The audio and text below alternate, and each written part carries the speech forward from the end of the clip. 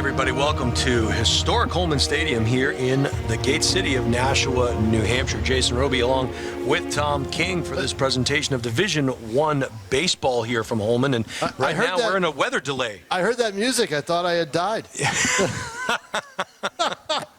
So there it Either is. that or this was going to be my last game. One or the other, right? Well, if we get a... You notice I'm speechless over here, Tom, because all the things I want to say, I just can't. You can't. Here we are at Homan Stadium as we're watching, the tarp is on the home plate area and the mound, and there's rain in the air and thunder and lightning a little bit, and you just got to wait it out and see. According to some radar, it looks like we're not going to get a ton.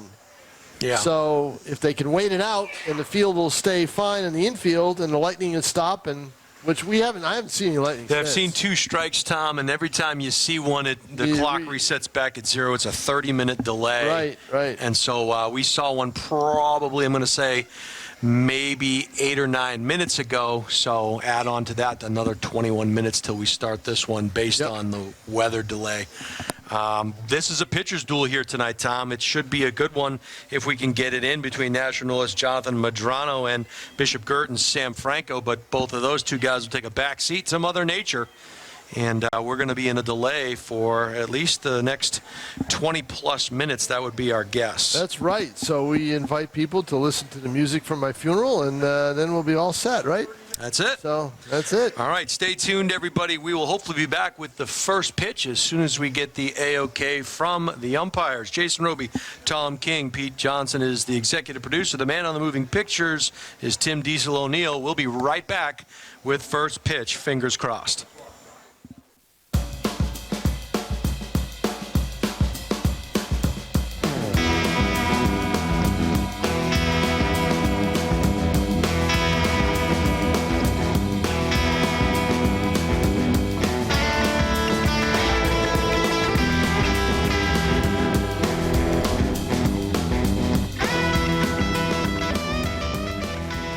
Welcome back to historic Homan Stadium. You are watching Division I boys baseball here on Nashua ETV. Jason Roby along with Tom King. Our executive producer is Pete Johnson.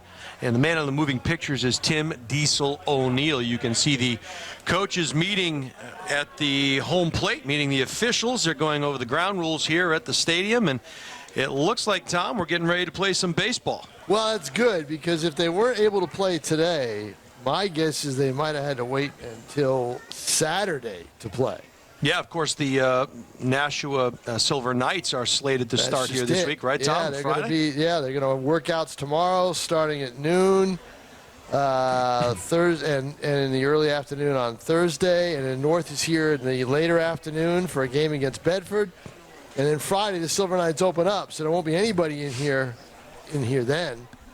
So, in fact, BG has a game Friday that's a makeup game, and they can't play it here. They've got to play at Elliott Field at BG. Right. This is a Bishop Guertin team that enters tonight's contest at 9-8, 9 wins and 8 losses. As Tom mentioned earlier, there's a couple of games on the docket for them after today. They're at Memorial tomorrow night at 7, and then they'll be hosting Portsmouth, as you mentioned, at 4:30. Nashua North coming in at 8 and 7. They'll play at Exeter tomorrow at 4, and then host Bedford on Thursday at 4:30. They have one more. They only going to play 17. Well, no, they're 8 and 7. So tonight's the third game. Tonight's the third game. Yeah, there we go. And Tom, you and I have spoken at great lengths here about how many wins it's going to take to get into the tournament. Worst case scenario, we think BG's in, but for Nashua North, we think they would get in as the 15th seed. Yeah, I think 8 wins gets you in. Yep. Or at least get you in a tiebreaker to try to get in. Right. Now let's see. Sorry, so they've got BG today, right? And then tomorrow they'll be at Exeter, a team that's only lost one game on the season. So you're going to Exeter, and so for them tonight in Bedford are the key games. Right. Bedford kind of hovering around the same record as this North team, and that'll be a home game for the Titans. So that could be a big one. And I think especially talking to Coach Zach Harris, they want to kind of finish in that 12-13 spot if they could, then you kind of get to look at your pitching matchups and you kind of get the luck of the draw at that point. Only one team in Division I gets the bye in the postseason, so everyone else is that gets into the tournament. They are on the first day. Right. Right. So that's just it. There's only one bye. 15 teams, one bye. So you play 7 games to get the other 7 and make a quarterfinal. And I think for the second straight year, unless BG can win out, which they possibly could if they win tonight, because Portsmouth is not unbeatable, and Memorial is not, they're not a real good team. So they could win out. If they can win 12 games, they should be able to host a home game here a week from Thursday. We see Bishop Guertin taking the field with their star lefty Sam Franco on the mound. Let's take a look at the Cardinals defensively. You can see the schematic there on the screen. It's going to be Franco pitching. In right field will be Matt Keller. Owen Richmond will be the DH for the catcher, Jordy DeLude. Yep. Isaac Krivak is at second base. Ryan Haskell's the third baseman. Jackson Goldstein is in left. Jake Boudreau's at first. Joe Riney's in center field. Kyle Young at shortstop. This is a unique night tonight, Tom. It is senior night. Senior night, so they're going to have everybody there. All the seniors are in the starting lineup. And the lineup for North, Austin Suchecki, Ty Byrne, Jace Martinez hitting third. Mario Ramirez is the cleanup hitter. Nolan Sullivan is the DH for Jonathan Medrano, who's pitching. James Markley is hitting 6th. Ty Madeira is hitting 7th. Mason Tanner hitting 8th, and Ryder Clancy is number 9. We'll set them defensively next inning.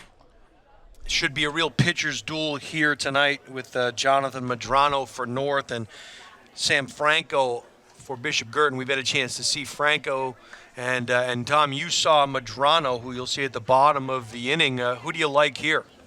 Well, I love Franco. I think that I'm not versus anybody else. I just love Franco the way he pitches. So the thing is, Guertin's got to hit. And if Medrano gets in a groove, we could have a real good game, because I love Medrano too. I've seen him pitch a couple of times this year. He did a good job against Nashua South. Pitched a couple of solid innings against Merrimack before they took him out so he could pitch against Alvern. And I saw him pitch against Alvern. I've seen him pitch. This will be the 4th time I've seen him pitch. So it should be a good one, as Tom mentioned. This will be Austin Suchecki, lefty against lefty. Suchecki coming in at .306 average to face the lefty Franco. I like Suchecki as a baseball player. He's got great instincts on the field. I think he's really, really sharp. And I think he's perfect as the leadoff hitter. That first pitch taken outside for a ball. Suchecki took it all the way. Franco from the stretch, the delivery, that one catches the outside corner. Count evens up at 1-1. 7:33 first pitch, according to the Homan Stadium clock. Half-hour delay due to the lightning. Got around on that one early, fisted foul down the first base side. Did that rain ever, did it touch the ground? They said it was. I don't see any puddles anywhere. I saw the rain, in the distance, but I didn't really think I saw any here. Ooh, the slicer. Checky gets it off the end of the bat. Quickly, first out in the books, flew out to left field.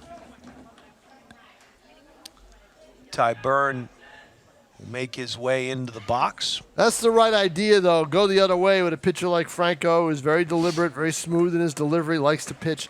Comes in and out. The thing about Franco is, though, he always pitches to contact. He goes in, out, all over the place. He's a thinking man's pitcher, and so you've got to kind of try to guess him, and it's awfully outguess him, and it's tough to do sometimes. Again, first pitch outside, fastball, a little outside and high. Ball 1 to Byrne, batting .234 is the shortstop. That one low and inside, 2-0 now to Ty. But Franco, Tom, you mentioned he can paint those corners, he can make the ball dance. He can also bring the heat a little bit as well, right? Yep, yeah, oh, you saw it. He can bring it. 2-0 now to Byrne. From the stretch, the delivery, that one catches the outside corner, little outside cheese. I was at a game yesterday, Jason, where the Pelham pitcher hit 6 batters. 6. Wow. All slow pitches. Curveballs that didn't break. Missed it by that much. 3-1. Now, see, Franco won't panic down 3-1. He will come. He'll come right at you. There he is. He goes up and in. See? Inside cheese. Byrne thought he had ball 4. And thought it was a little high. Blue said otherwise. So full count now to Ty Byrne, the shortstop for the Titans. There you see the sun hitting the right field wall. That one is in the dirt, so a bases on ball issued to the number 2 hitter for the Titans. That'll bring up Jace Martinez, the second baseman. Jace batting at .283. So interesting here, Tom. You've got a Ty Byrne who can run a little bit at shortstop. Does he attempt to try to swipe? Maybe not against a left-handed pitcher. We'll see. That one taken low, ball 1, and so they're going to make him earn those strikes.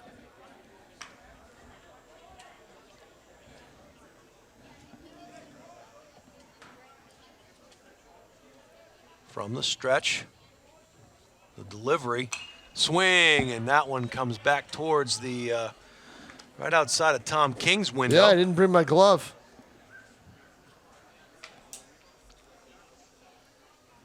So no souvenir for Tom. Didn't hit that bobblehead, did it, Tom?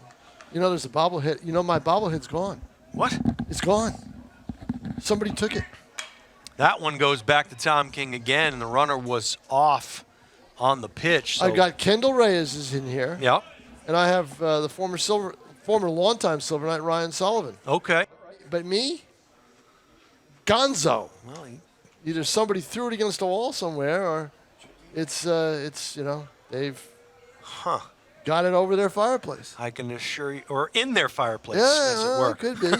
Breaking ball that stays up. Could be. You never know. 2 balls, 2 strikes to Martinez, the second baseman. Needs to dial something in here, does Franco. Quick peer over to first. And that one stays high. Yeah, that's where Franco is usually wild, is high. So 3-2, it's unusual. He will walk people. He walked 4 against Nashua South. The 3-2 pitch. There he goes. Runner takes off, swing late. And the stolen base recorded. However, Martinez will go down on strikes. Strike him out, but no throw him out. So Byrne will stand at second base with 2 down.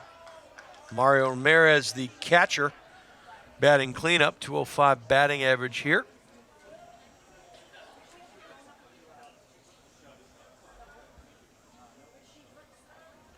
That's the thing about Franco, too. He's kind of steady Eddie, right? He just kind of... Oh, very smooth. Nothing. Never too high, never too low. Except for that pitch, which was extremely high. So, again, starting behind the batters, Tom, each of these first 4 batters, I believe. So, and they're going to have a little meeting at the mound here, maybe to kind of get on the same page in terms of their signals. But anytime you get behind first pitch, you gotta battle back. And Ramirez, being a catcher, is a thinking man's hitter. I talked to him after the Merrimack game where he got a game-winning hit, and he knew what was coming. He knew when it might be coming and how it might be coming, and that's what you want him to do. And the other catcher, DeLuca, went out to just touch base with Franco.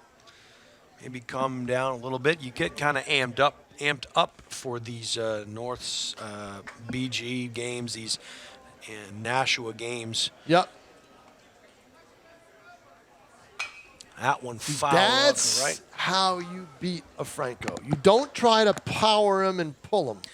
Yeah, you take him the other way. Yeah. Get him a little off stride. Now he's thinking, I got to go inside. So let's see this one. He may try to bust Ramirez up inside. Right down the Did come pipe. inside, a little No. inside, but it got. Yeah, you've got the better angle. Yeah, it came Yeah. inside a little bit, but a nice pitch. He did come inside, and that one was straight cheese. 1-2 now to I Ramirez. call my booth the John Collins Memorial Press booth because he keeps me away from John Collins. Oh, so my. that's why I do it. That one high. Outside gets away from the catcher. Little casual there on Duluth's part. You know, that's a pass ball all the way. Sure, Duluth had to move way out, but he, and it just off his glove like that. That's not what you want to see. So Byrne 90 feet away with the game's first run, potentially the game's first run. Mario Ramirez, deuces are wild. 2 balls, 2 strikes, 2 outs. The delivery. Nice pitch. Swing and slicing foul and out of play. Nice pitch and a way to protect the plate by Ramirez, and that's what he was doing. Caught him off guard. I think he didn't expect it there. So we'll do it all over again. This is great. You know, this is a thinking man's game. These two teams, with the pitchers involved. Swing and a Foul tip. foul tip out of the mitt. Oh, And no. now out. Oh, he didn't get a piece Didn't of get it. a piece of it. He did not get a piece of it, so No. they tagged him out, and that will do it here in the top of the first. The Titans leave 1 on third. No runs to show for it. No runs, no hits, no errors. We'll head to the bottom of the first, and we will meet the Nashua North defensive starters as they take the field. Austin Secchi will be the center fielder. Ty Byrne will be playing shortstop. It'll be Jace Martinez at second base. Mario Ramirez doing the catching. James Markley will be in left field. Ty Madera will be at first. Mason Turner is at third base, and Ryder Clancy will be playing in right field. For Bishop Guertin, it'll be the pitcher, Sam Franco, batting first. Matt Clark, right fielder, will bat second. Owen Richmond will be the DH for Jordy Duluth. Isaac Krivak will be batting fourth. Ryan Haskell in the 5 spot. Jackson Goldstein batting 6th. Jake Boudreau batting 7th. Joe Riney will bat 8th. And Kyle Young, the shortstop, will bat 9th for the 9-8 Bishop Guertin Cardinals. Taking the mound here, Jonathan Madrano, the righty. And he can bring some heat himself. And has really grown into a very reliable pitcher. A year ago, kind of getting his feet wet in terms of controlling the ball and getting, high in the pitch count. But has really settled down to be a nice number 1 here for Zach Harris's Titans. Kids work on stuff and they get older. They do. You know? Yeah. And maybe the best nickname on the team, Happy Day. So He's a character. he is something. Yeah, he is a Nice character. young man. Yeah. So it'll be Madrano facing Franco, Kalar, and Richmond. If anybody gets on, it'll be Krivak after that. Jason Roby along with Tom King here on Nashua ETV. DJ PDP Johnson is the executive producer. Man on the moving pictures, as always, Tim Diesel O'Neill. Who we got back at the studio, Pete? Dan Young. Yeah, Dan there Young. it is, doing Dan all the... Young, the technician extraordinaire. Yeah. Madrano comes high and outside with a first pitch fastball. Franco was taken all the way. Full wind up here. Solid Nice contact. hit. The second It's gonna baseman. be a loud out. That's what that's going to be. It was allowed out. Good play behind Madrano there at second base. Yep. Nice job by Jace Martinez getting it over to Ty Madera. 1 out in the books. This will be Matt Clark, the right fielder.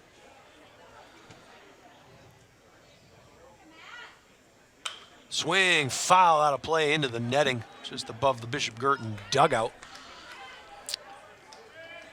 So healthy hacks here so far, Tom, by these first two batters.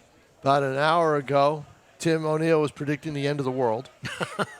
And now it looks like we're going to have a few more days of life here, right? I mean, it looks really nice outside. Yeah. So it does look like a nice yep. early evening here. Yeah, it does. Nice pitch there by Medrano. Catches the outside portion of the plate. 1 ball, 2 strikes to the BG right fielder. Whoa, he lost that one. That happens with Jonathan. If he slips or whatever. I think he slipped on that. I think so. And he knew it right at the get-go. And count will even up at 2-2. We'll do it all over again.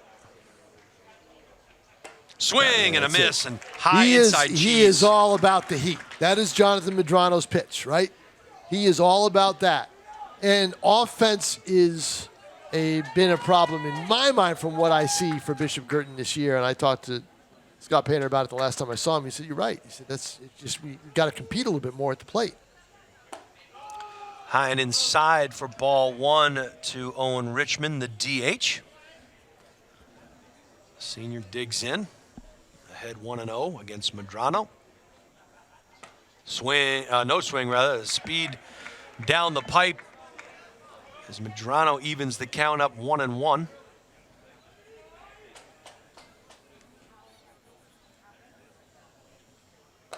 Nice pitch. Oh, I thought the frame job just might missed. work by Ramirez. Ramirez is a smart catcher. He knows his trade. I thought that might do it, but nope, not quite. 2 balls and a strike. Swing. I don't know if that was foul tip, but it went into the mitt. It was foul tip, but that's a pitch you got to lay off. It was almost in the dirt. 2 balls, 2 strikes. Swing, center field, slicing towards the right. It'll drop and in for a single for the designated hitter, Owen Richmond. Yeah, who's getting a big cheer because he's a senior and it's a senior night and he's not always in the lineup. So that is a big thing. But you know what? See, the pitch before that I said that he foul tipped, he fell in love with the velocity on the pitch. Yeah. And he saw the same velocity this time, and it was right over the plate. So, and he hit it square. Isaac Krivax takes a ball high, as Tom mentioned. Senior night here for Bishop Guertin. There are 9 seniors for in the lineup, Cardinals, right? and all lineup? 9 are in the starting lineup. Yep.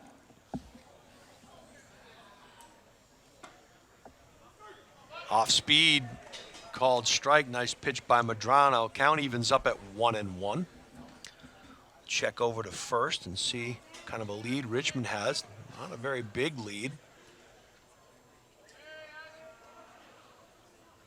Breaking ball stays high, doesn't break. I always say when that outer foot crosses that corner, that jet, the grass that jets out, the point. When that right foot crosses that, that's when they are going to be going.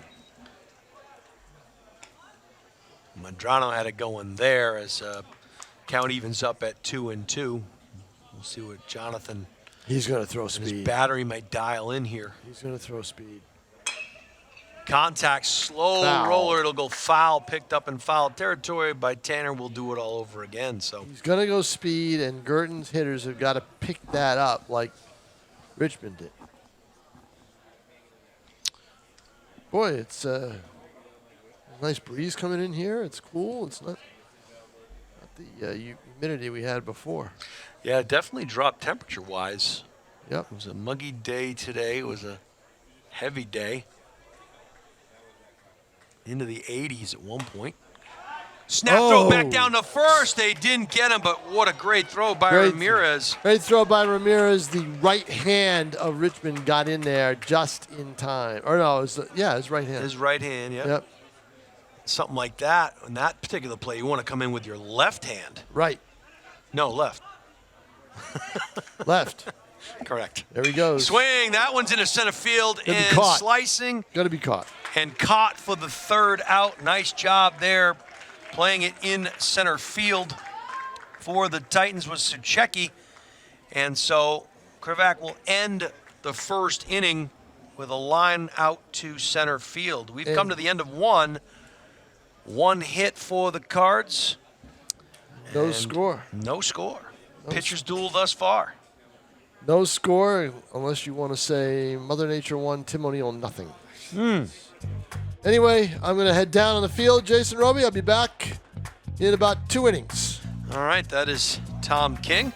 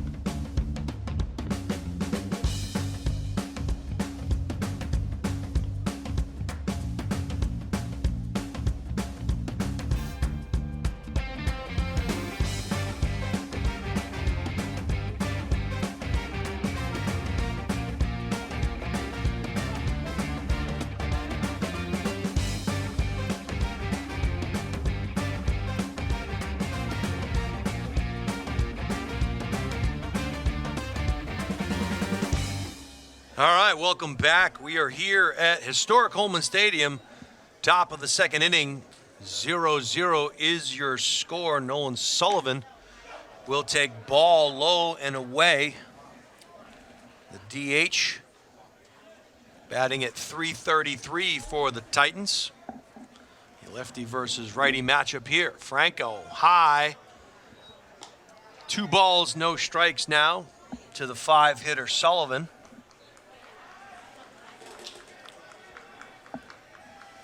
Nice comfortable night here at the ballpark. That pitch is taken inside for a called strike. Nice pitch by Franco. 2 balls, 1 strike to Nolan. Franco working quickly. Sliced foul and out of play. Beyond the right field. Or I should say the right baseline stands. First base side. 2-2 now. Swing, and that one like a laser beam out over towards the BG bullpen, out of play. So some good contact here. Just got to straighten those out. Breaking ball that does everything but. So a full count worked by Sullivan. Franco once again working quickly from the stretch, gets the signal, comes to the ready, and that one called third strike. He got him looking. Sullivan may have been fooled, or he may have thought it was just a little high, but good work there by Franco, the pitcher.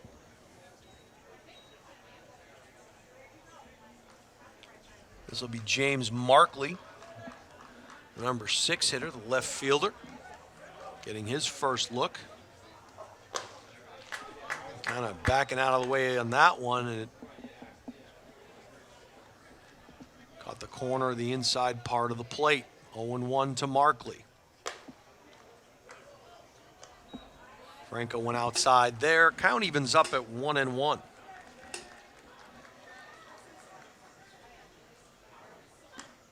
Two and 1 now to Markley.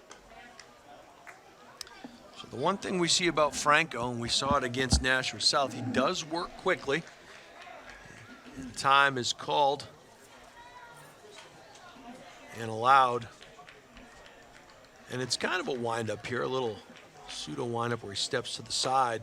That one catches the inside corner of the plate. Count evens up at 2-2.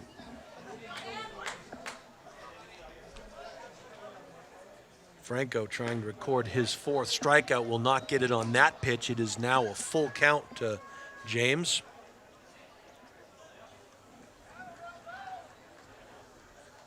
And it looked like Markley wasn't set there in the box and kind of got himself ready, but it was too late as He struck out looking.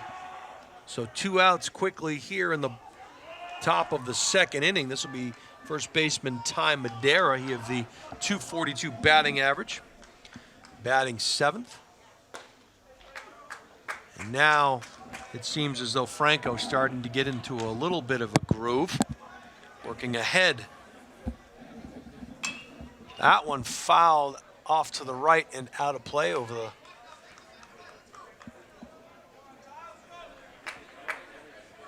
towards those white tents over there off the roof. Madeira, defensive swing there, staying alive. He's down 0-2. Franco trying to strike out the side here. And nearly hit Madeira. Kind of get out of the way of that one. 1 ball, 2 strikes to Ty.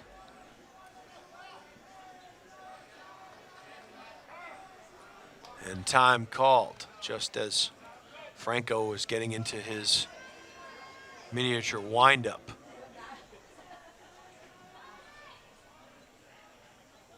That one taken high. Count evens up at 2-2. Deuces are wild. 2 balls, 2 strikes, 2 outs in the top of the second. That one outside. So Madeira has worked the count full. We'll see what Franco dials in. Ball 4. So Madeira down 0-2. A couple of defensive swings there. Able to work the count full and then get a bases on balls issued walk. So high school baseball, the name of the game is do not give free passes to base runners. We'll see if that one comes back to bite. There is still 2 outs as Mason Turner, the third baseman, batting 8th, will step into the box. That pitch outside corner, nice pitch there by Franco. He'll check over briefly at Madeira, but I'm sure the focus here is Tanner. Swing, foul out to the right. So nice cut there by Mason, but he is quickly down 0-2. Here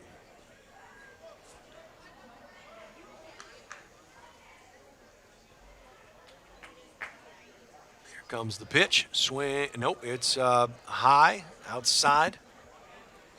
1 ball, 2 strikes.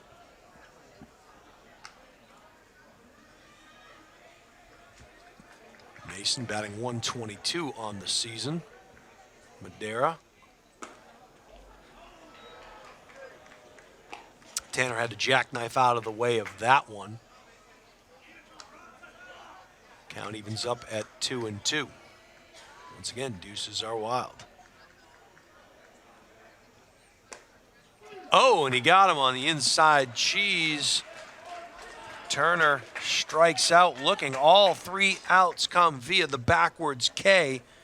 We'll head to the top of the second. Still scoreless here at historic Homan Stadium. We'll see Haskell, Goldstein, and Boudreaux.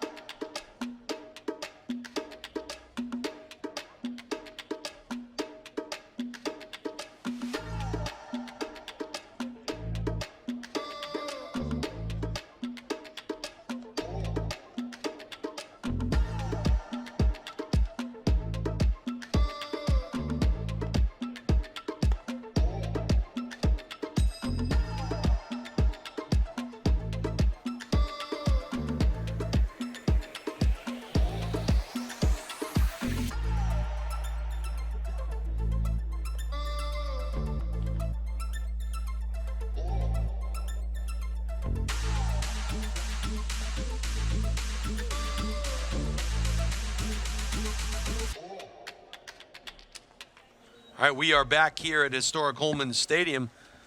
0-0 tie heading into the bottom of the second. Jonathan Medrano back on the mound for the 8-7 Titans.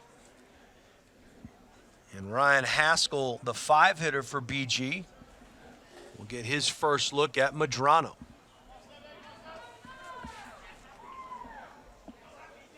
The right, he delivers, and right down the pipe, fastball. Strike one to Haskell. We mentioned it is senior night. We'll probably see some changes here in this Guertin lineup. Breaking ball and a pretty one. Medrano quickly ahead, 0-2.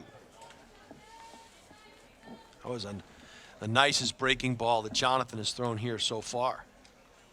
And that one plunks Haskell off the left shoulder. So he gets hit by the pitch and will head down to first base, and that's certainly not what Medrano wanted to do, ahead 0-2.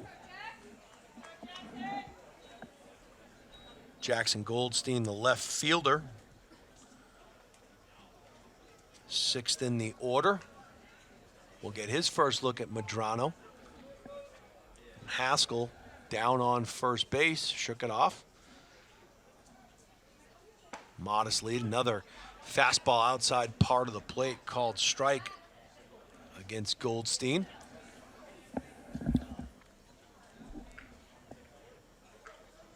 Medrano from the stretch gives a quick peek over his right shoulder. Swing and a foul ball out of play. At first look, it looked like it might head right over the bag, but it kind of spun back towards the coaching box. So again, Medrano ahead 0-2. We'll see how he handles Goldstein. Outside, nice job by Ramirez sliding over to his right.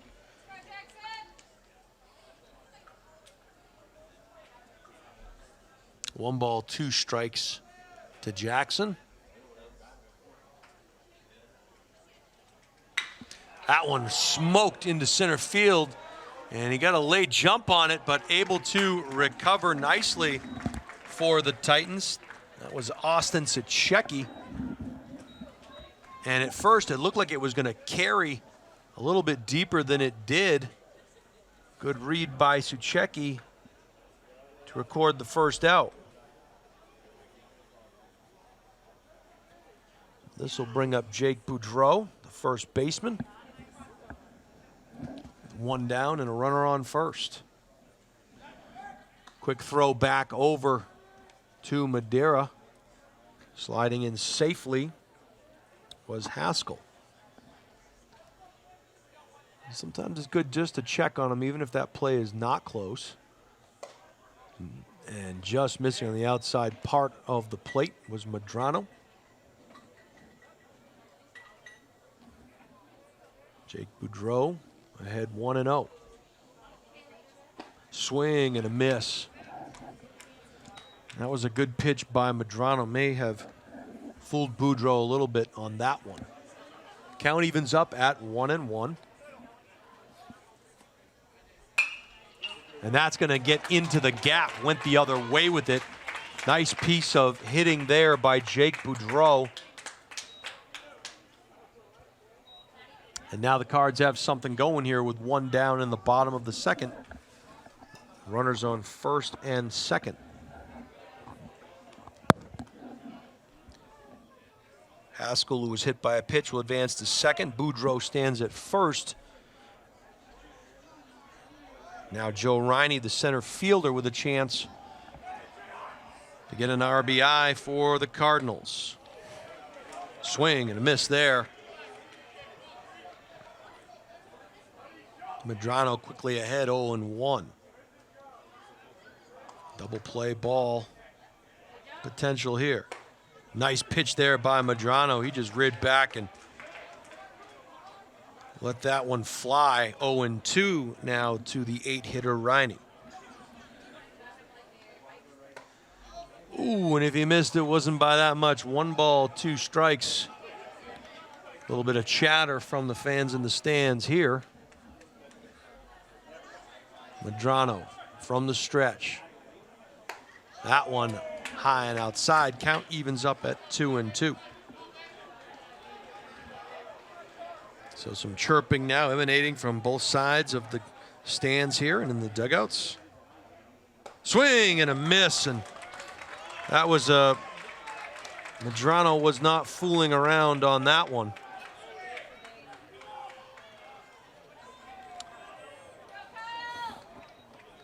So the second out is recorded. Kyle Young, the shortstop. The 9 here to getting his first look at Medrano. Outside.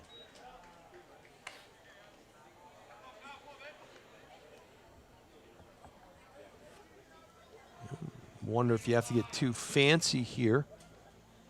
Swing and a miss. Overpowered on that one was Young.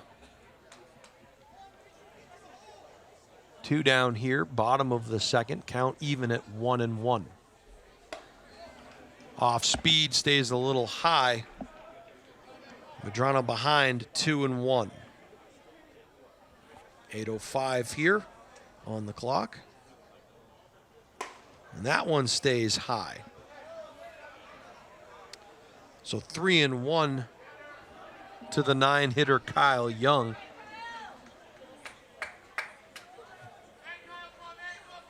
Expecting fastball here. Nice pitch by Medrano to get the count back to full. 3-2, 2 outs, runners on first and second for Guertin. Have to believe they'll be off with the pitch. They are. Swing and a miss. Medrano pumps his fist. And a nice job by Jonathan working himself out of a jam. He struck out the last 2 to get out of the inning. We'll head to the top of the third. Still scoreless here at Homan Stadium.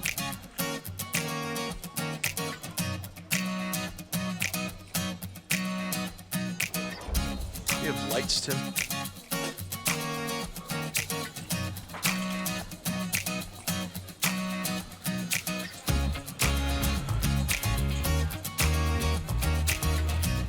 Thank you.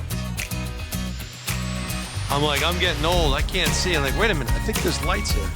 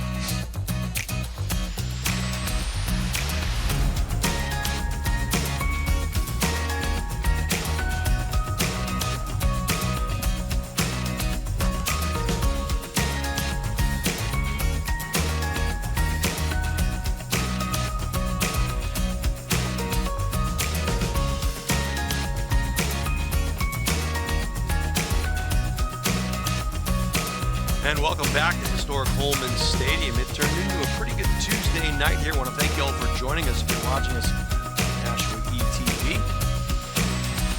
First pitch of the third from Franco is outside. He's facing Ryder Clancy, the 9-hitter and the right fielder for the Nashua North Titans. Franco came with some heat. It was hit out of play to the right side off the end of the bat. Count evens up at 1-1. Swing straight back into the netting. Franco now ahead 1-2.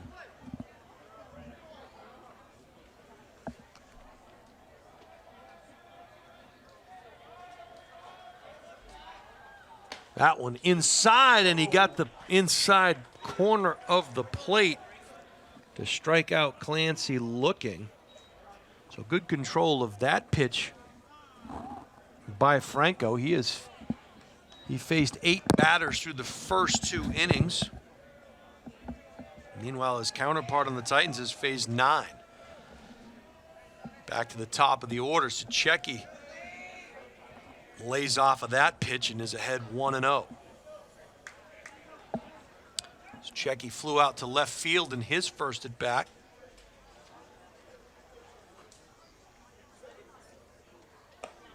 Catches the outside corner there. Count will even up at 1-1.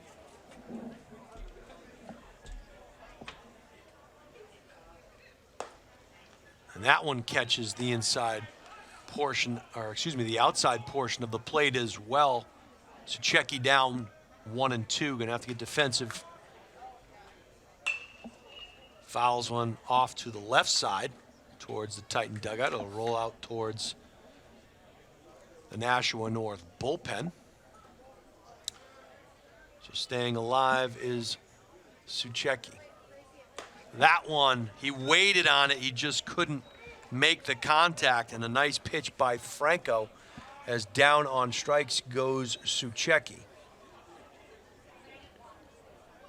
That's the 7th strikeout in 2 2/3 innings. That one outside. So Franco dominant with his pitches thus far. Swing and a miss. Count will even up at 1-1. Healthy cut there by Ty Byrne, the shortstop. He walked and made it all the way over to third and was stranded there in the top of the first. That pitch misses outside, 2-1 to Byrne.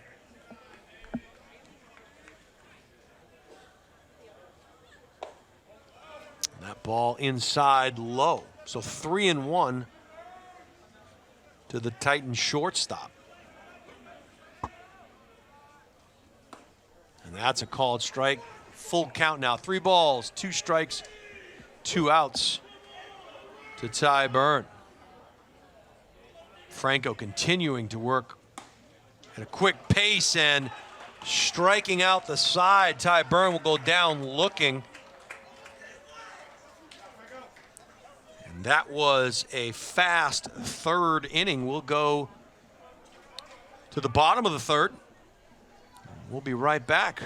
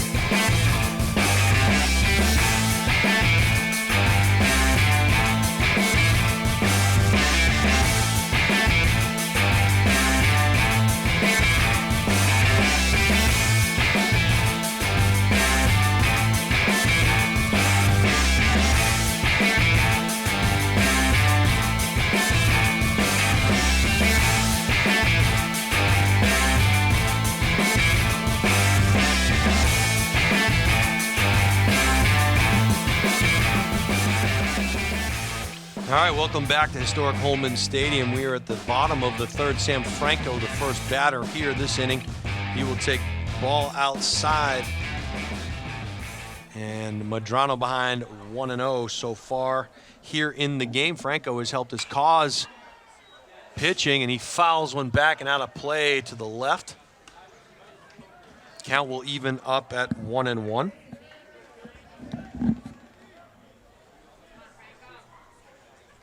Medrano, the delivery inside. Tippy-toeing out of the way of that one was Franco. He's ahead now, 2 balls and a strike. That was a dominant last half inning by Franco. He'll try to help his cause. He'll ground it down to the second baseman, hustling all the way, but the Titans are dialed in. So the put out second to first for the first out of the third inning. Franco's gotten good contact in each of his 2 at-bats, but there's nothing to show for it.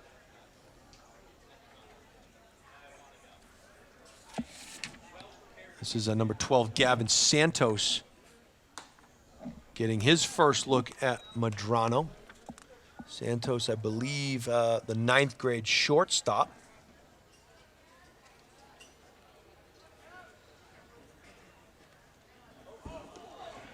And that one just missed. That was a little mix-up there on that one, so 2-0 now to the shortstop, Santos.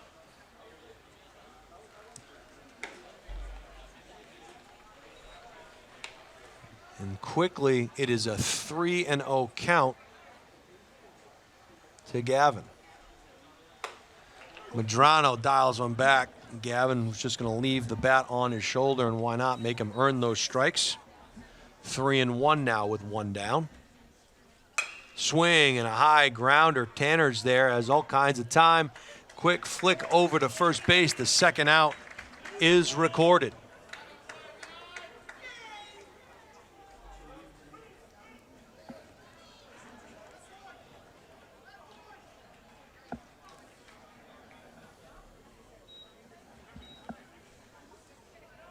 This would be Owen Richmond, the DH.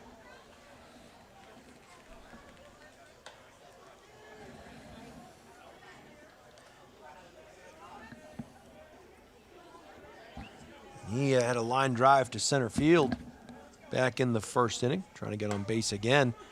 Medrano rears back and throws a first pitch strike on the outside part of the plate. Quickly ahead 0-1 with 2 down here in the bottom of the third.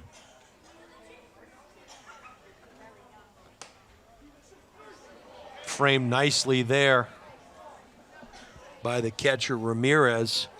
0-2 now. Ooh, foul tip. Couldn't quite hold on to it. May have gone off the mask of Ramirez, so count will stay the same. No balls, 2 strikes, 2 down to Richmond, the DH.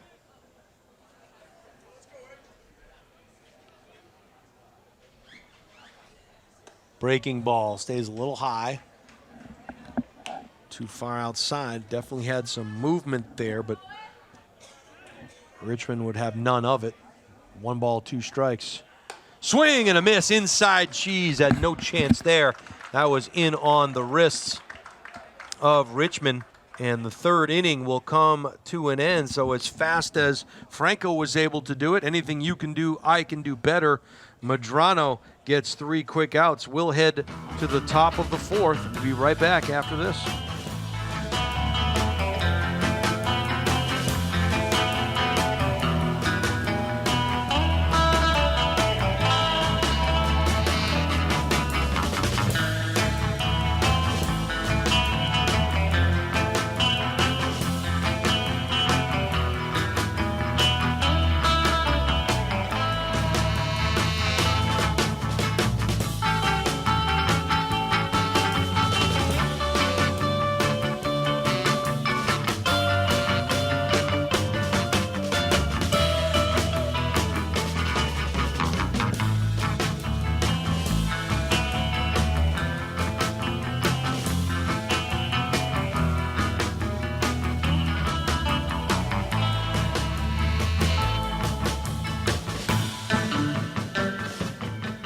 All right, we're surfing back into the 4th inning here. Catching some tubes, riding those waves in. The top of the 4th, we'll see Martinez, Ramirez, and Sullivan. And when it gets on, it'll be Markley.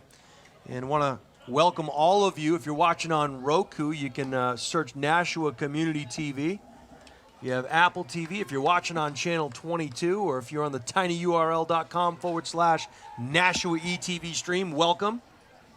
Glad you're all able to join us tonight. Decent crowd on hand here for Tuesday evening. Pitchers duel at Homan Stadium. That pitch high and outside for ball 1 to Martinez. He struck out swinging in the first inning. He's getting his second look at Sam Franco. That pitch taken for a called strike outside portion of the plate.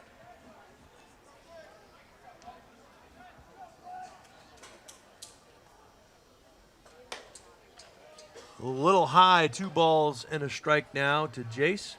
And it turned into a nice evening here, Tim. It really did. The temperature drop was definitely welcome after a sweltering day today as Martinez takes a hack at it and misses. Count evens up at 2-2. Outside, count is worked full by Jace. If you have a chance to get over here to the stadium, it's a nice night. Come catch a good baseball game between two pretty good teams as Martinez will draw the walk. And Nashua North has a base runner here in the top of the 4th. Mario Ramirez due up next. He struck out in the 1st. So maybe a little more of a patient approach by Martinez. He worked the count full there. We'll see what he does now that he takes that somewhat sizable lead off of first. As Tom King mentioned, that toe right at the edge of the grass there. And a quick throwback.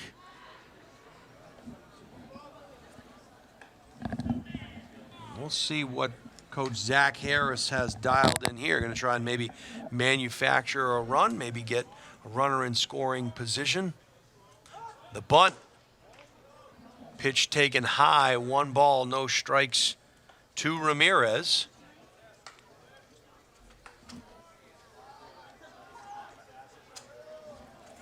Martinez again with his toe just about at that point.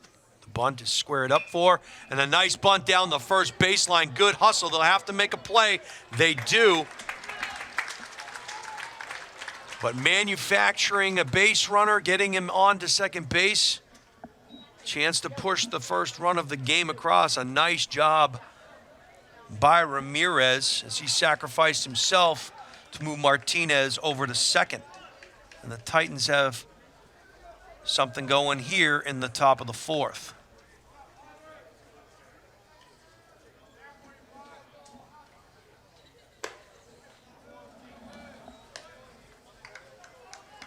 Ball and no strikes to Nolan Sullivan, the DH. He struck out looking back in the 2nd inning.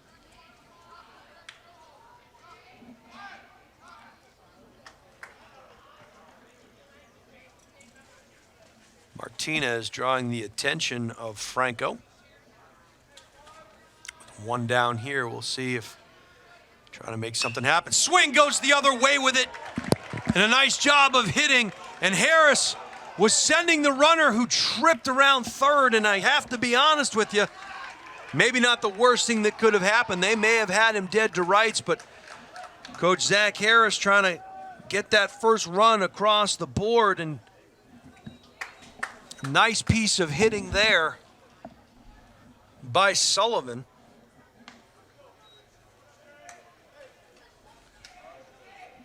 So Martinez stands at third base with just the 1 out. Sullivan down on first. James Markley, the 6 hitter who struck out looking back in the 2nd. We'll get an opportunity here.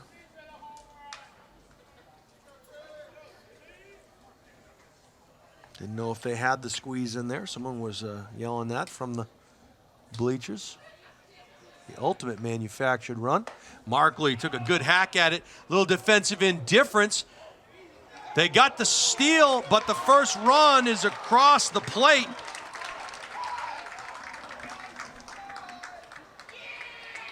So thought they were gonna give up second base. He thought he was safe. They're calling him out. So Sullivan thrown out trying to steal second. But as a result, Martinez comes around and scores the game's first run. And a good job by Coach Harris with 2 strikes here against Markley. Swing, got a piece of it fouled back to the right into the netting. So Tim O'Neill asked for a run, and he got a run. Look at that. Swing and a miss, but not before the Titans push across that first run. So So Markley will go down on strikes, but the Titans will strike first. They played the game's first one. It is 1-0 Titans. We'll be right back with the bottom of the fourth after this groovy tune.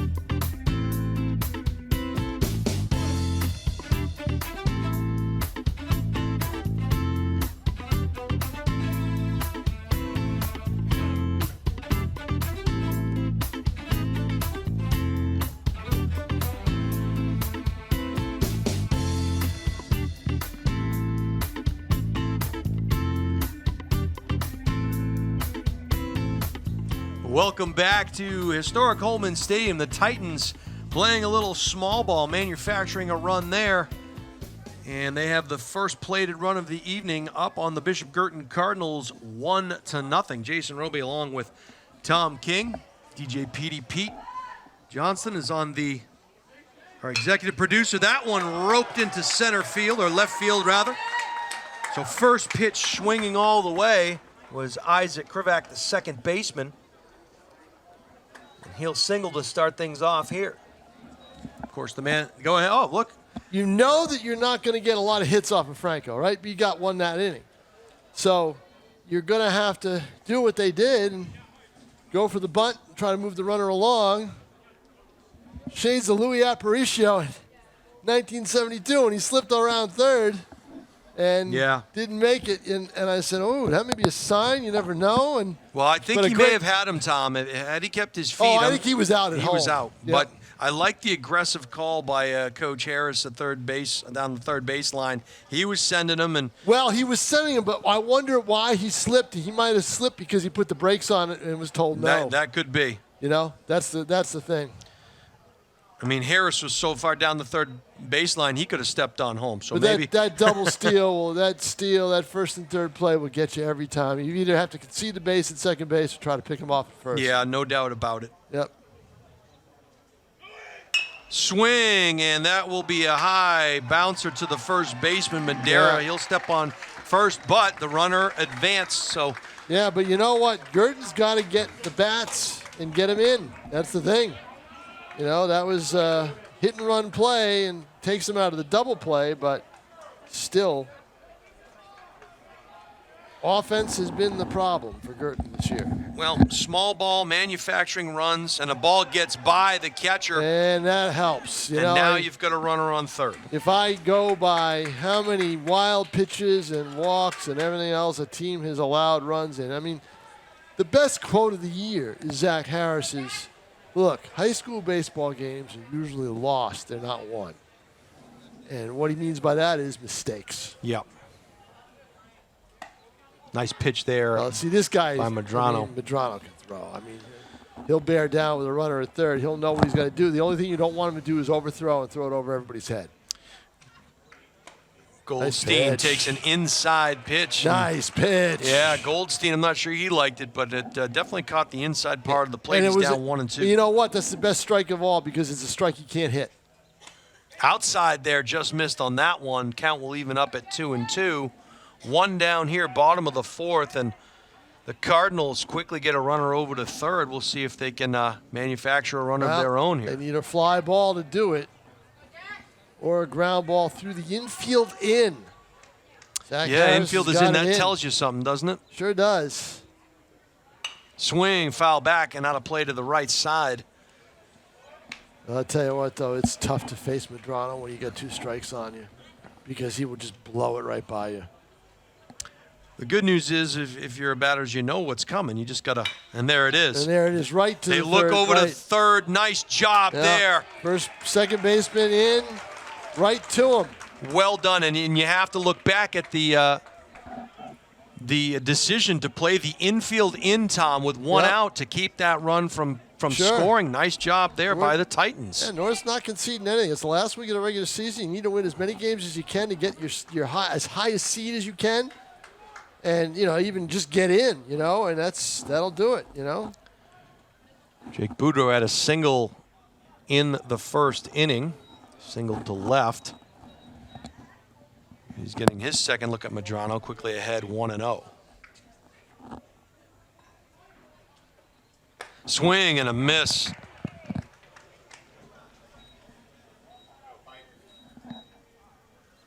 This is actually that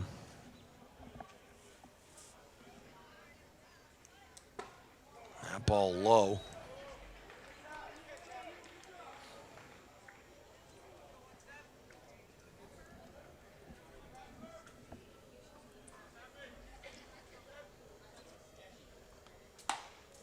Nice pitch. frame there by Mario.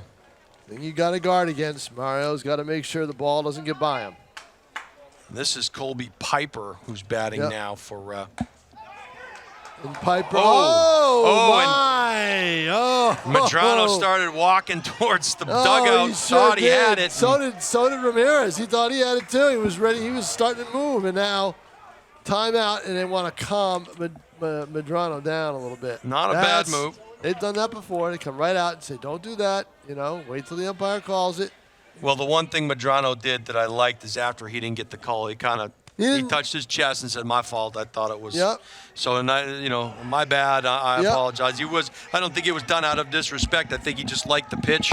I like the pitch too. Yeah, I think everybody liked the pitch. But I'm at a bad angle. I'm off to the right. But you know what? He treated it the right way. He didn't. He just said, "Oh, my fault." Yep. Full count here. Didn't miss on that one. No, he got and him now up he's and pumped up and he is jacked up. He is really going. Look at him. He is going. That's what I love about this kid. He is a show and a half. So Colby Piper goes down swinging, and I got to tell you, I really want to go back and look at how Jonathan Medrano handled that. A lot of times body language speaks very loudly, and he was heading towards the dugout. He didn't get the called third strike, and he immediately touched his chest and said, "Nope, my fault. I thought it was a called third strike." Some kids will kind of shrug their shoulders. They'll do the double palms up, which as a coach, you hate seeing that, right? Oh, yeah. Anytime a kid puts their hands up. You can. For all you people watching at home, don't ever do that. Yeah, it shows the help pump as well, right? But he handled that nicely, and again, we were talking about a year's worth of maturity in Medrano's back pocket here. Maybe he reacts to that differently a year ago. You know who I saw do that? And I knew right away, I said, this is the beginning of the end. Mac Jones. In training camp. Yeah. Could not get, that was the second year when they, all the offensive confusion and everything else and the would-be coordinators and the whole bit, and nothing was on the same page. And there was a play in training camp, and he just looked over at the coaches and put his hands up in the air, his open palms. And I'm like, ooh, that's not a good sign. Sure enough, 2 years later, bye-bye. Here we are. Maybe the May era begins. We'll see. Bye-bye, everybody. Yeah, exactly. Everybody's out the door. Everybody's out the door. So, except the guy that signs the paychecks. Ty Madeira up to bat here. He walked in the second inning. And the count is even now to tie 1 ball, 1 strike in a game that the Titans manufactured that run back in the 4th inning. Foul back to the right and out of play. That's the one thing about this Titan team, Tom, and working, with Zach Harris at North. He talks about how hard these kids work, And they have 8 wins to show for it. His nice job of pitching there as Madero go down on strikes. Here's what Harris instills in them. Don't take anything for granted. Right? Don't take anything for granted. And that's what they do. We used to say all the time, you only get so many opportunities on the schedule, Right. and you got to take advantage of those opportunities. Right. And you've got to be consistent with your approach, and that's the one thing that I know Zach Harris is. And no slouch himself in the other dugout. Scott Painter has done great things with this Bishop Guertin program as well. You're seeing two really good teams here tonight. And they've got a lot of pitching. That's the thing. They've got a lot of pitching depth. The only problem is they need to back it up. Franco has to pitch almost as if he cannot make a mistake. Swing and a miss. And that's the problem. You need to have the bats going. Tanner not going to get cheated on his swings. But of course, look, Medrano's not going to make it easy. Swing and a miss there. Tanner goes down on strikes. 2 outs quickly here in the the top of the fifth. Top of the fifth, yeah. Yeah. Yep. Ryder Clancy up to bat. He struck out looking back in the second inning, so we'll see if nice pitch there. Well, he's in a groove now, but Yeah. he wasn't a couple innings ago or last inning, and that cost him. Sam Franco trying to strike out the side. That one is hit a mile high, short center field. Caught for the third out. So Clancy pops out. That will end the top of the fifth. We'll head to the bottom of the fifth for Guertin. We have the 8, 9, and 1 hitters coming up. Yep. There have been a couple of changes as noted. And we'll see if any more are forthcoming. 8:36 on the dial, according to the Homan Stadium scoreboard. You can see the Nashua North Titans have 1 run on 2 hits with no errors. The Cardinals, no runs on 3 hits and no errors. We'll count the strikeouts here. Medrano has struck out, I believe, 5 batters for Nashua North. And Franco. Yep, that's what I have, 5. Yep. 11 strikeouts for Franco through 5. So I don't think pitch counts are going to be too much of a concern. No, but Guertin's always had somebody out there in the pen, and they go out there and they throw hard, and they come in. Yep. And then someone else goes out, throws hard. And That's comes all in. part of, that's all part of the routine too, right, Tom? True. You may not get in. You may be pitching tomorrow. You may Right. be pitching a couple nights from now. Yep. You want to get some work in. Not necessarily a bullpen session, but in the event of, you're ready to go. And if not, it's just kind of a workout. So batting now for Guertin is number 11, A.J. Holmes, the junior. And he'll bat for Riney.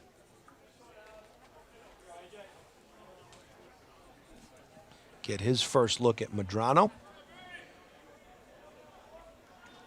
Jonathan Medrano has kept BG off the board for 4 innings. My guess is he's going to do his darndest to try to do it for 7. 1-0 in favor of the Titans. Holmes was first pitch swinging, fouls it out of play down the right field side. Nice breaking ball there that is by a Medrano. Is that the first one he's thrown tonight? He threw another one a couple of innings ago, Tom. You were down field side, and it was just like that one. Really pretty. Swing and a miss And inside. that sets up the fastball. That breaking pitch sets it up. Holmes cold off the bench. And, Medrano's not the kind of guy you want to have to go and face off the bench right away. Cal Young, the shortstop.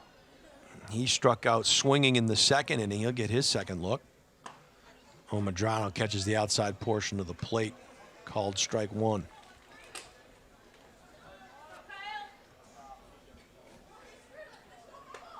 Inside cheese, strike 2. Young quickly down 0-2, and a nice job of commanding those 2 pitches, Tom. Yep. That one didn't break. I saw a lot of that yesterday. 6 guys. 6 plunks, huh? Yeah. And this is the coach's son, too. Framed nicely there. Wow.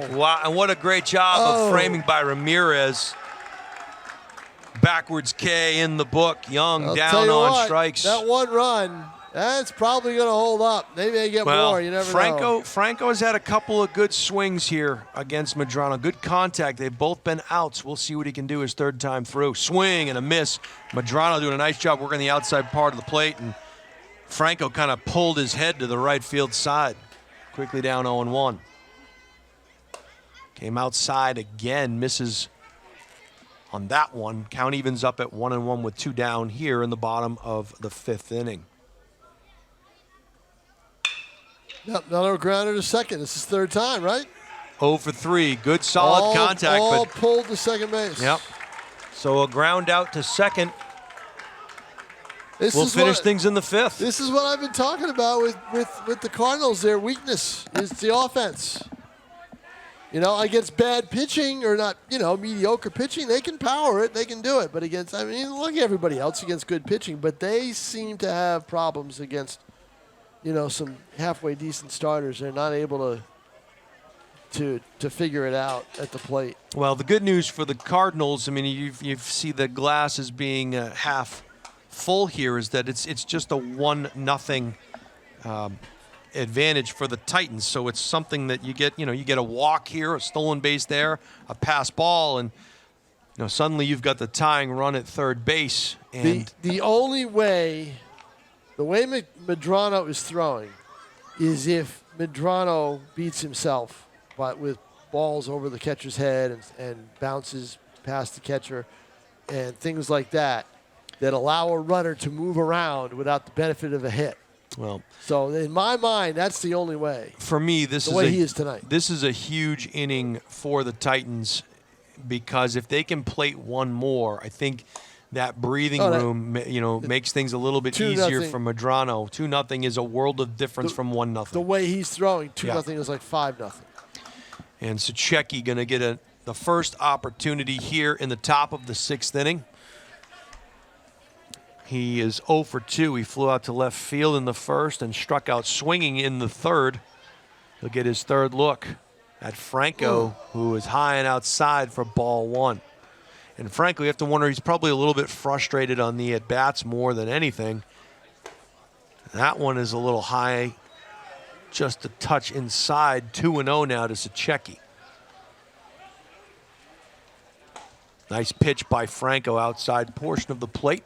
2 balls and a strike. He's had moments where he's looked like Franco, and then he's had moments where he hasn't, right? With the walks. The walks got him in trouble.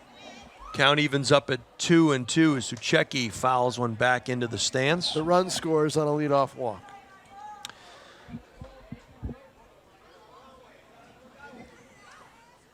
That one outside, so the count is worked full. So this is a huge, and I told you, Tom, I think this is the inning for the Titans if they want to get a little bit of breathing room, if they can, and even if it's, manufactured, that's okay. Suchecki chokes up. That one inside, and a walk to start things off here in the top of the 6th. It is it's the first time he's won. That's right. It was a 1-out walk in the first inning. So Suchecki is on the first time, and I expect him to be running.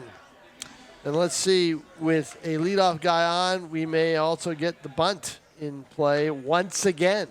Ty Burn looked down long time at Zach Harris, who gave the signals. Suchecki with some speed at first. You get a leadoff. Toes on the edge of that grass, Tom. Yep, you get a leadoff man on. That's shows the bunt, and it's a nice laid down bunt. They'll sacrifice it. Suchecki's pumping all the way. Nobody covered third base, Tom. Yep. And great base running there by Suchecki. His third base was left empty. They record the first out. That's Getting ready to throw. No one's there. No one's there, and they fell asleep at BG. They fell asleep. You've got to cover the bag with the runner on, right? That's fundamental baseball. They didn't do it. And so now Scott Painter, I believe, is going to go out and talk to Franco, try to calm him down and see. Maybe he's not going to go out. He's checking something in the dugout.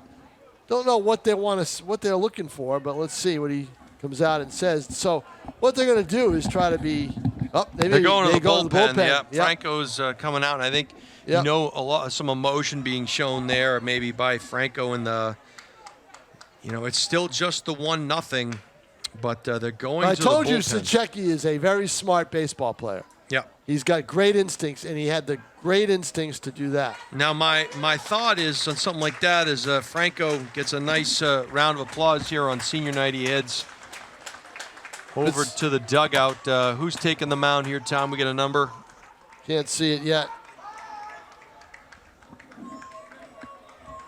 Try to zero in here. Got to follow through. It looks like Jake Boudreau, the senior now. That doesn't look like Boudreau. I don't think it's a 6. Yeah, it is Jake Boudreau. And now the fans on the Titans side kind of hooting and hollering. Yep.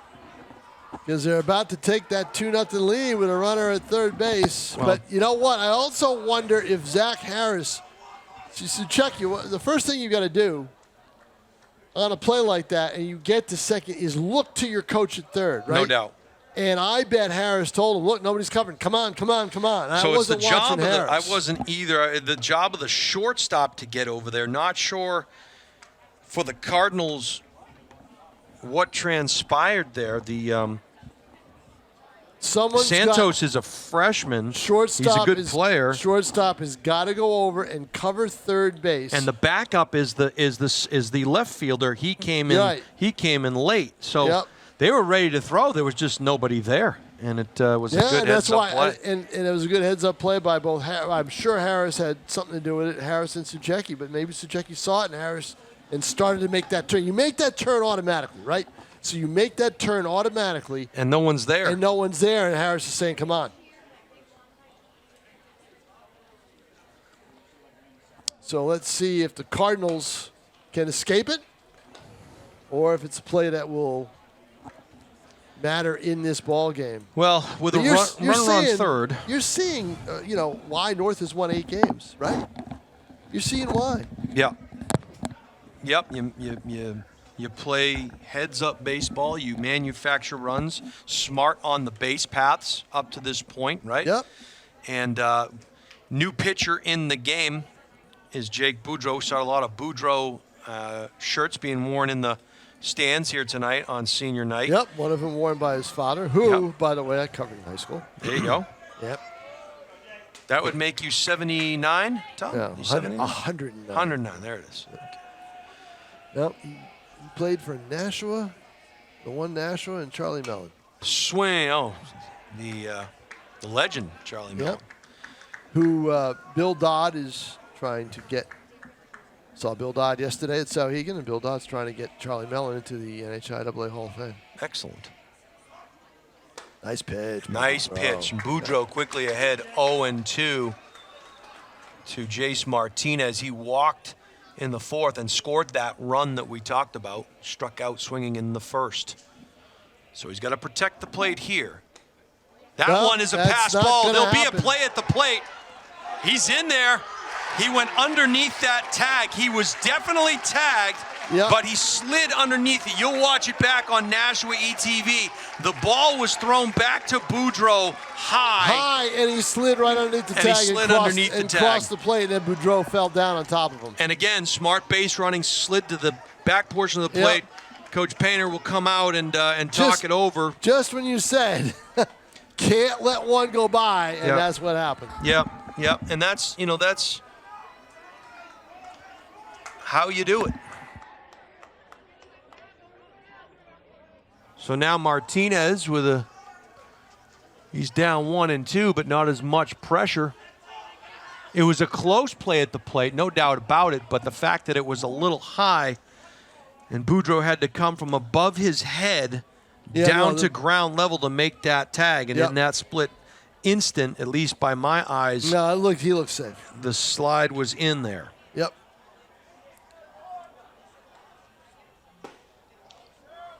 A little low for Boudreau on that one. Count will even up at 2-2. And there you go, right? Jace Martinez. Swing and a miss, and a nice pitch there by Boudreau. Martinez couldn't catch up with that one, so he goes down swinging. And there are 2 outs here in the top of the 6th inning. Jason Roby along with Tom King. The play-by-play, the color commentary, all that in the bag of chips.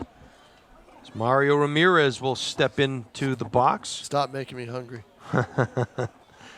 That's the other thing. I went to Sauhegan yesterday, and they have the grill going on. Oh, yeah. Oh, yeah.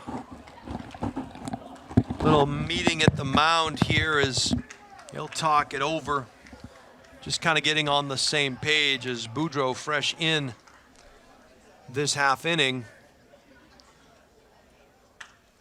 Yeah, you got to walk right by that grill, too, to get to where you're going when you get on that campus. Yep. You got to go right, walk right. It's right behind. It's right on the first base side. Yeah. I can't believe how many cars park over there.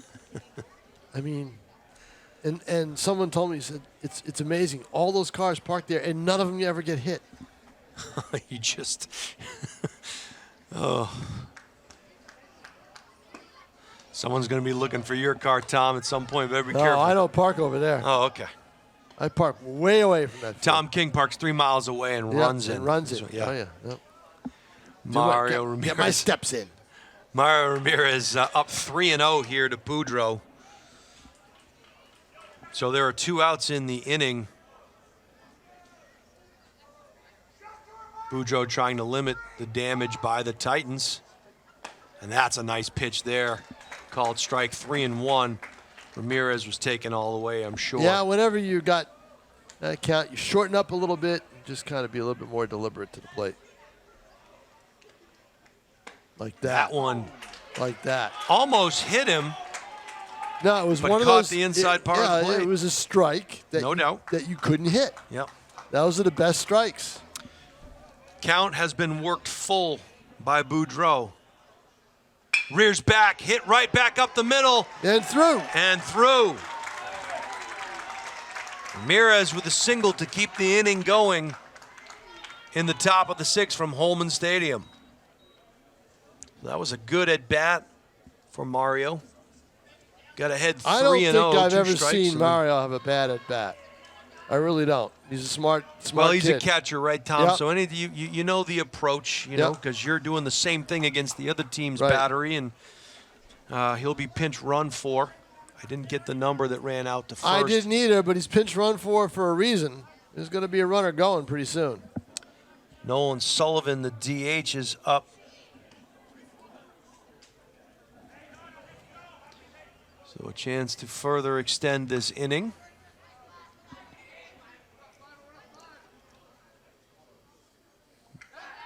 Quickly back to first. Play was closer than it should have been. Got caught moving towards second. Very modest lead. That's a nice pitch by Boudreau, called for a strike. Quickly, he is ahead of Sullivan 0-1. Peers over his left shoulder. The delivery, swing, foul back into the netting. Yeah, in my mind, with 2 outs as the pitcher, you just want to focus on the third out, and that's your guy at the plate. You kind of get into a routine, I imagine, and you just a force of habit looking back over there. Oh, he's got to look over there, but I mean, at the Ooh, same and that time, plunked him off that the hits helmet. him. Yep. Yep. So Sullivan will take first, hit by the pitch. He's okay, and pinch runner will head down to second. Still trying to get an eye on that number of the runner at second. Number. It's tough with those white numbers on the Navy. Number 14 for the Nashua North Titans. That is Xavier Henderson, senior. So Henderson, chance to pad the lead if he can get in from second. Nice pitch by Boudreau.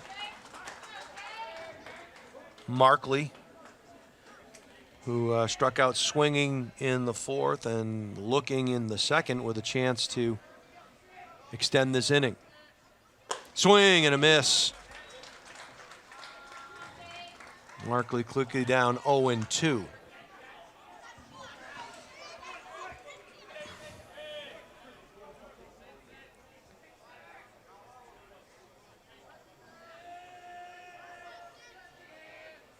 Swing and a miss. So They get that run you wanted. Yeah, and I thought it was important for the Titans to get that run. We'll see if that rings true. Obviously, Guertin still has some at-bats here, but I think it gives a little bit of breathing room to, for Medrano. Not that you want to make mistakes, but, having that insurance is certainly something that makes life a little bit easier for you, and it builds confidence within your team as well. Definitely. So we'll head to the bottom of the 6th inning here at historic Homan Stadium. We'll see the 2, 3, and 4 hitters for the Cardinals. It'll be Santos, Richmond, and Krivak, and if anyone gets on, Haskell. You're watching Nashua ETV. I want to thank you all for joining us here this evening. Beautiful night at the ballpark. It didn't start out that way. It was lightning flashes and wind and a little bit of rain. It was the end of the world, right? The world was going to end. That was it. We were done. And then the music started and we were on. And the music started. No, it was foreboding. It was it. Dun, dun, dun, dun. Fallout was coming, and all of a sudden we're back. Suddenly it's rainbows and sunshine. There it is. I'm telling you. It was just, what did the entire DTV crew spend the day in a dark room or what? This is God. Gavin Santos here. First pitch swinging out of play off to the right behind the pine trees.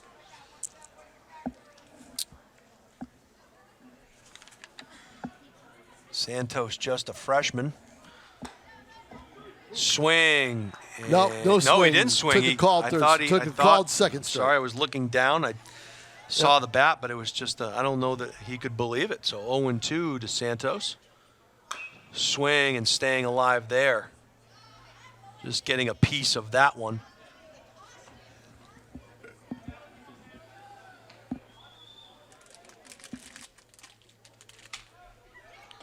Santos grounded out to third, I believe, in the 3rd inning. That one far outside. Count will even up at 2-2. And, was the approach here, Tom, if you're Medrano, don't fool around. Just go throw right strikes. at these guys. Just go right at them, throw strikes. Pitch to contact. Trust your stuff. Your stuff's been great all night. Don't try to outsmart them.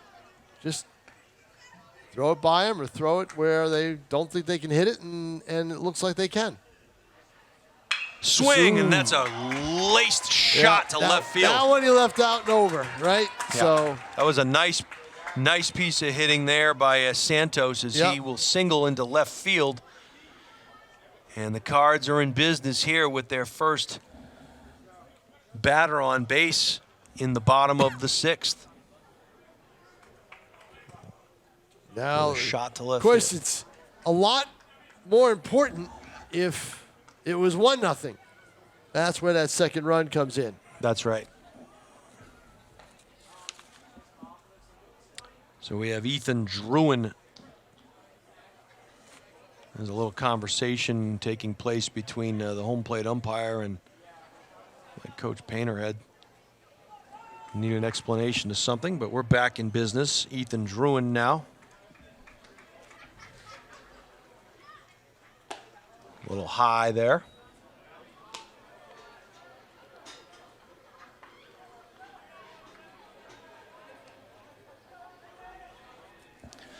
Druin ahead, 1-0. Quick throw back to first. We'll take a look at him, just to keep him honest down there at first base. Druin digs in. Another throw back to first. This one a little high. Yeah. Got to be careful if you're Medrano. You don't want to give him second base, but again, you got another run to play with. So, you got a run to play with. Double play is in play here. A nice pitch inside. Yeah, and he backed away from it. He backed away from the pitch, thought it was a ball. Yeah, Druin wishes he maybe had that one back. Nothing he could do there, though. Swing, foul back into the left side, excuse me. Good thing I'm not an octopus. Be all kinds of confused. Santos is going to try to distract Medrano as much as he can at first. 1 ball, 2 strikes to Druin. He's still not a big lead. Another throw back to Yeah, first. but not a big lead there. No. So Ooh. he probably could have gotten back standing up, but chose to dive. See, look at him. He's going to try to move and move and move. Swing. And they're going to go. Oh, and no, he that, airmailed that one. He threw it to the second. And I'll tell you right now, it is the toughest play for a pitcher is to throw the ball to second base. I've seen it over and over again. I saw Mariano Rivera lose a World Series because of it. Yeah. And I saw yesterday Braden Hickman for Sauhegan lose a shutout because of it. Well, that was the shortstop's. That was the shortstop's play, right? And he was throwing it just to the second baseman over his left field. They just don't have that play down pat. Pitchers are always there. They hesitate, wait and see who the fielder is going to be, and a whole bit. It's a play you got to practice over and over again to really have it down pat. So Krivak is up with nobody out, sky high. It's probably going to make it out of play. It will do just that. So that's an E, a fielder's choice E on Medrano.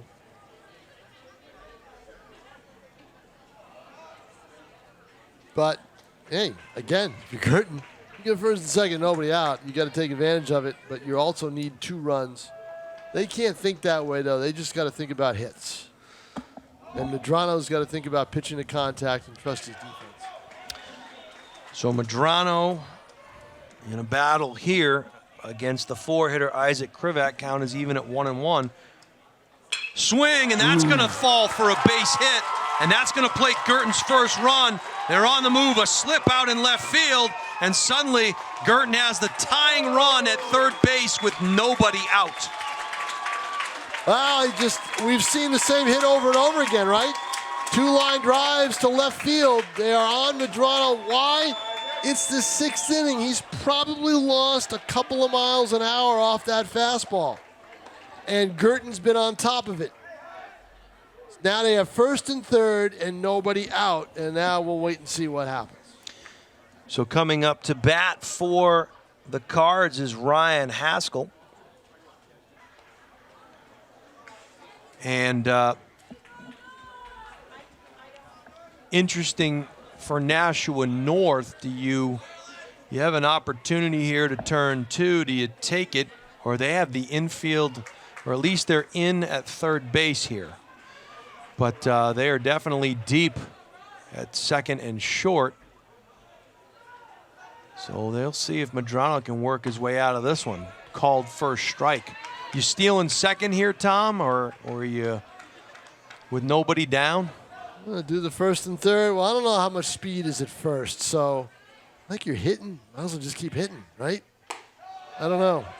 Fastball taken high. Count evens up at 1-1. Guertin battling back in the bottom of the 6th inning. These 2 teams swing, and that's curving foul out of play. Medrano quickly ahead 1-2. The infield is not in. It's back at double play depth. So they would be willing to probably concede that run. With the exception of third, they were on the edge of the grass, and now he's a little bit deeper. And that is going to be fouled. And that's probably the best case scenario right there for the Titans, I would think. Would have been a tough play at first. Definitely would have played it a run because no one was covering home. And you would have a runner at second. 1-2. Haskell goes back up the middle. It gets by the diving shortstop. The second run is in, and the go-ahead run is standing 90 feet away for the Cardinals. Boy, you had to think that was going to be a double play. Step on second, throw to first. Just a slip out there in the infield. The ball was hit so hard it had gotten by the bag before they could make the play. Haskell with a nice piece of hitting there. And it was hit hard, you know? Yeah, it really was. It was really, really deep into that hole. And that's an infield hit. It's going to tie the game. But more importantly, there are no outs for these Cardinals, and they have a chance to take the lead. And if I'm North, do I pull Medrano? Because they are hitting it hard off him right now. Well, there is some work out there, and they are going to pull going to pull Medrano. him. And you know what? He pitched a whale of a ball game here tonight. I love watching him pitch. I love the C word, compete. He's got it. Well, you He's know, got when it, you're and he should keep it. when you're a pitcher, Yep. you know, it's a confidence thing too, and he believes that he's the best. He believes he's the best pitcher on the field, and you know, that's not a cocky thing. That's a confident thing. You know, tonight I thought he was. Yeah. I thought he was. Maybe ran out of a little bit of I think steam. he just ran out of a little steam. His pitches were a little flatter, and they were able to get the bat on the ball. And you know, they had the chance for the double play ball there at second. That was. Now let's see who this is. I mean, the one guy that they brought in the North-South game was Nolan Sullivan. He was out. He was lights out. I don't think this is him. Yeah, I'm no, not this sure. is a number 5, Nolan Sullivan. It is him. It is him. I believe Wow. it is Sullivan. So. Yep, it is. Yep, and he was lights out when I saw him pitch. And after that, he threw a shutout. He started and threw a complete game shutout. So. Or close to it. It was a 4-1 game. I'm not sure. But all I know is he went the distance. He got the win. He was lights out. And he's a freshman. Yeah, just, you know, seeing a couple of good freshmen here tonight. Yep. One for each team. Santos, the shortstop for the Cards, and Sullivan for the Titans. Tough uphill battle for Sullivan as he enters the game with runners at the corners and nobody out in a tie ball game in the bottom of the 6th. Was it at the corners, or did that Guertin runner go to second base? No, I think he's at first. I think he's at first and third. Wondering with the high throw to third, or the throw to third, whether he was going to try to take second.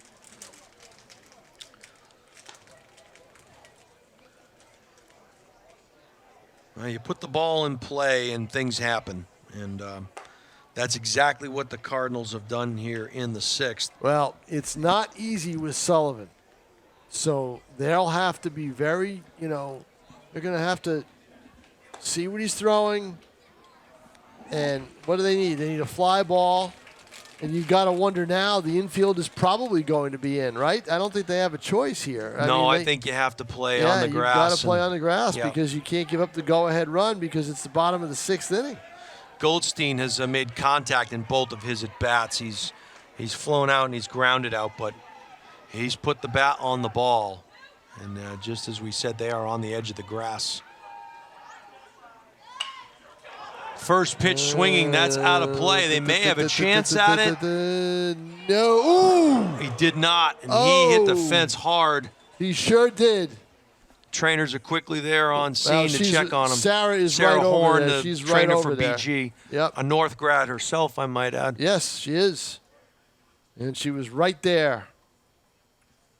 And it got real quiet here. I was afraid of that when I saw him go for it. I go, the stadium. this is not going to be good. Because his eye was on the ball and not where he was running. So, a high fly ball out of play to the right side. And He's up. he's up. Now does he stay in? Nice round of applause here from the fans. I would think he's. You got to wonder about. I don't whether know that, if he can stay in or I don't, not. Yeah, he's got the cap. He's putting the cap back on. He's going to stay in. I mean, it's not like the other. It's not like football where you go out there and somebody's hurt and you got to take him out, right? It's not that same way. A great hustle play there by the first baseman for Nashua North, and he just got over there in a hurry, and Madera just ran out of real estate. Now, looking back at things, Tom, if he makes that catch, even though it's out of play, you can tag from third. If he makes that catch, I tag at third and I score. Tag at third, so because he wouldn't have been able to turn around and throw. Hindsight being 2020, we'll see. If you can't really tell, but right. Yep. So, no balls and a strike. Madera is back in the game. They'll concede second base. Yes. On that steal. Defensive indifference. Defensive indifference. There it is. But a base hit could get him not only a go-ahead run, but an insurance run. So 1 ball and a strike now to Goldstein. Nice breaking ball, catches the outside part of the there's plate. really nothing he could have done with that. I mean, it just otherwise just foul it off. It's going to be a strike anyway, one way or the other. Fastball. Nope. Breaking ball. Fooled me. Doesn't break. Thought he'd go with the fastball because a high school kid, after he sees a breaking ball, he's going to want a fastball. And he's going to be geared up for it. Count evens up at 2-2 to Goldstein. He calls for time, and it is granted. We'll set the stage for you. We are locked up. 2 runs apiece here in the bottom of the 6th. Guertin plating 2 in the bottom of the 6th. Still nobody out with runners on 2nd and 3rd.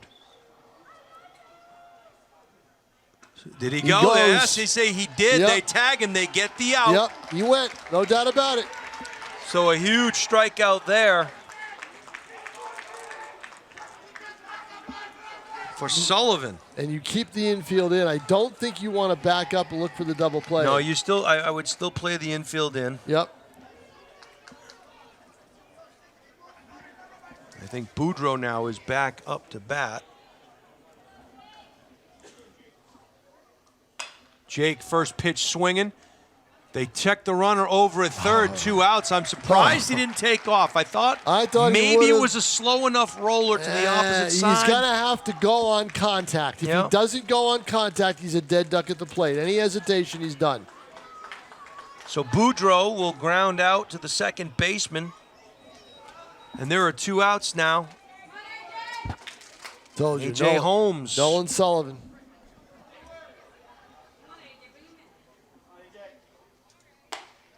Bringing some cheese a little high. Holmes ahead 1-0. Sullivan trying to be the tourniquet.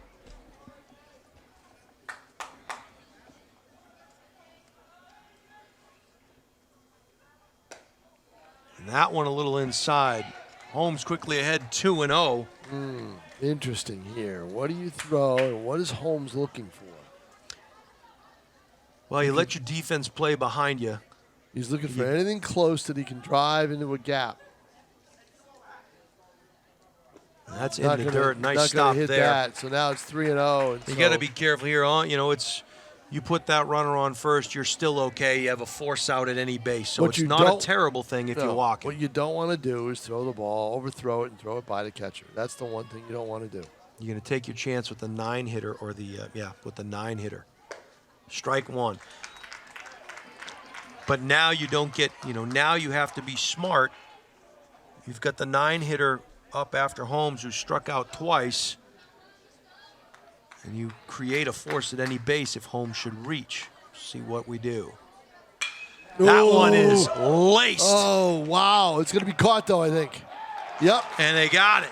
It hung Holmes. up there. It hung up. He didn't quite get all of it, but he got enough of it where it looked like it was going to be a drive to the gap. It was just too high, and it hung right up in the air. And, North's pretty good in the outfield. They got some speed out there. Zach's not going to put anybody slow out there. And they make that play. And North, with 1st and 3rd and nobody out, what a job by Nolan Sullivan, right? What a job. Comes in and gets the job done and shuts them down. Well, and if they win this game, you're going to look back at that. you're going to look back at what Nolan Sullivan did to get him to win. So, and now it's, Tim said this was his worst nightmare. You go in extra innings potentially. We'll see what happens here, but it's been a good ball game up to this point. You've seen some good work in the field, some good base running, some manufactured runs, some rallies. Great pitchers duel to start this one off here tonight. And we are in the top of the 7th inning. Nashua North and Bishop Guertin tied at 2 apiece. Seeding in the Division I state tournament. Still a factor here. You need as many wins as you can get to make that first round game as advantageous as possible. Guertin probably has a a leg up on that one with one more win and Yeah, potentially a couple more winnable games. Yeah, they play 20. Guertin does. They So usually like to play 20, and it'll come down to winning percentage, right, for tiebreakers at some point. well, it'll be point. It'll be the rating. So points for a win and all that. So This is Ty Madeira stepping into the box, and good to see him in the game. Called first strike outside part of the plate. Boudreaux quickly up 0-1. That one is inside and high. Count is even. and now I tell you, you get a runner on for North. They're going to be running. And that one is taken high. 2-1 now to Madeira. If it missed, I don't know that it missed by that much. Walks are going to be costly if you do it. You got to just throw strikes and trust your defense. Pitch to contact for both pitchers. Swing and a miss. Healthy cut there by Ty. Count evens up at 2-2. I throw the same pitch if I'm Boudreaux. Deliberate curveball, and he threw a fastball and tried to get it by him, and that's the power arm that he's got. But again, now he's run the count to 3-2. Count has been worked full by Madeira. He's got to protect that plate now. Boudreaux, the delivery. Swing and a hit to second base, a slow roller. And a little toss over to first. Yeah. Madeira's retired. Yes. I didn't know if that was a I didn't know if he was throwing dart I throw didn't know or if he what. was throwing a frisbee or what. Wow. You don't get points for style. An out is an out. No. So there you go. Madeira is retired.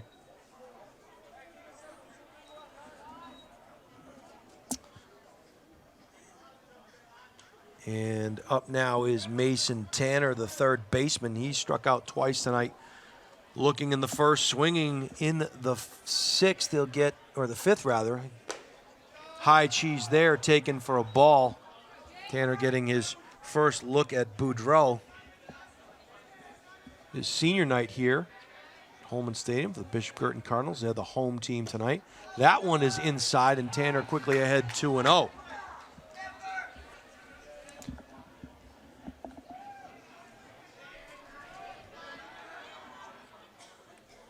Swing, fouled off to the right side. Curving towards that white tent down there. 2-1 for Tanner. Foul back into the netting behind us here, or to our right, I should say. And in front of us, not behind us. The net wouldn't do us much good behind us. No, it sure Might save our cars. That's you true. know. Maybe save a couple of baseballs. Budgets being what they are these days. Would give me a better chance to shoot photos from up here. Can't shoot through the net. Nice pitch. Oh, strike three. And The only question I had was whether it was too low, but he got the knees, and that did it.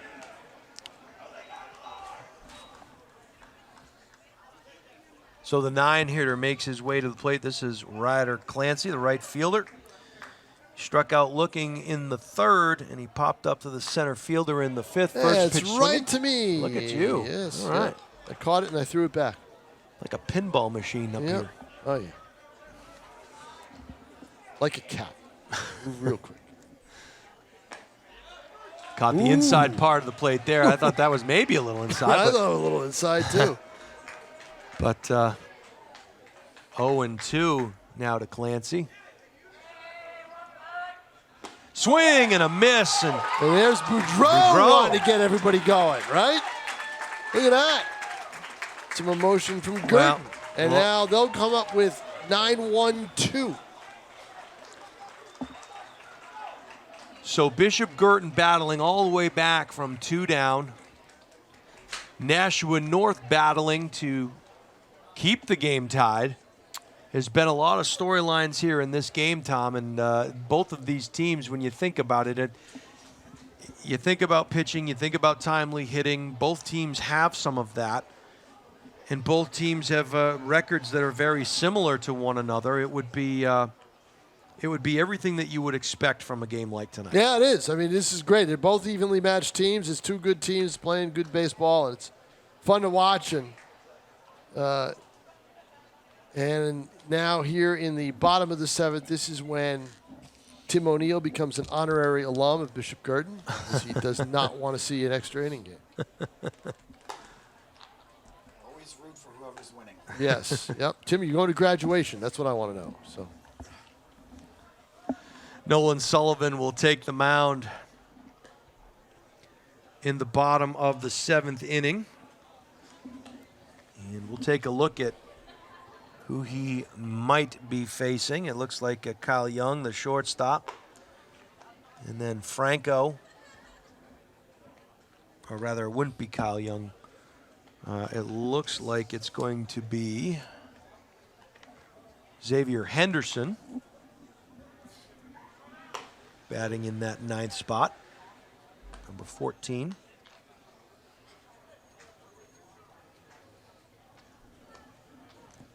And then Franco, the pitcher.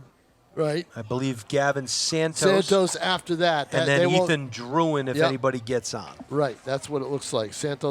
They won't pitch it for Santos. They want him in the field. Well, of course, you can re-enter, but he entered in, so I don't know about that. So we've got a 2-2 ball game. Bottom of the seventh inning. And just to remind Tim O'Neill that if they do go extra innings, there is no runner starting the inning at second base. just to remind him. FCBL rules do not apply. Well, actually, in the FCBL, they hadn't done that. Okay. They do a home run derby after 10 if it's still tied after 10. But this year, they will still do the home run derby if it's tied after 10. Tim But O'Neill. In the 10th inning, there will be a ghost runner. Tim O'Neill's hoping for a rock, paper, scissors. One does it, I think. I think so. He's looking for. Quickly down 0-2 is Henderson. Sullivan trying to get this first out in the books.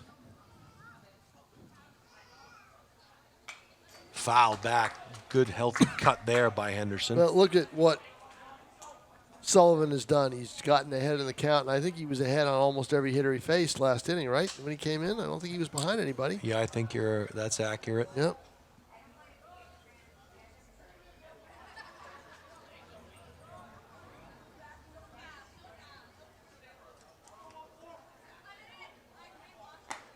Sullivan far outside. Yeah, waste pitch. You're up 0-2. Waste pitch. See if he chases. 1-2 now. You're up 0-2. 1-2 now. No one in this lineup has seen him before. He's a freshman, so they had never hit him before. Not any other years. That one far outside. Count evens up at 2-2. That's important. You know, these kids don't know this. They don't know Sullivan in terms of what he throws or how he throws.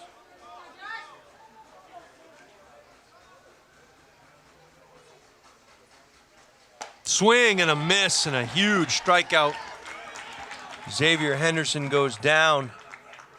Swinging the stick. And that'll bring up Sam Franco. If I'm Guertin and I got the number 9, I bunt.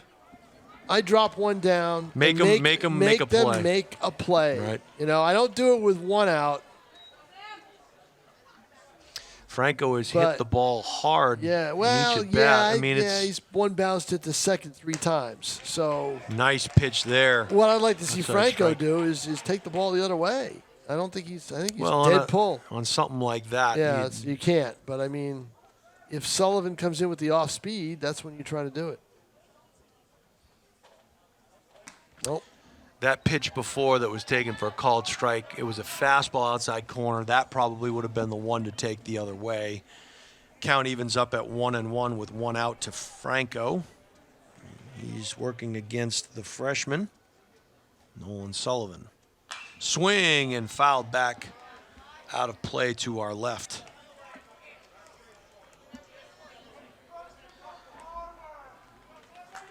So does Sullivan try to blow it by him, or does he try to trick him? Let's see. He's liked working that outside corner. We'll see what he does. Sure does. Let's see what he does here. Came inside, and that one was pulled for a base hit. It was a hanger. Yeah. A hanging curve, a little bit of velocity on it. And I don't Franco mind hits the it. fact, Tom, that he brought the pitch inside.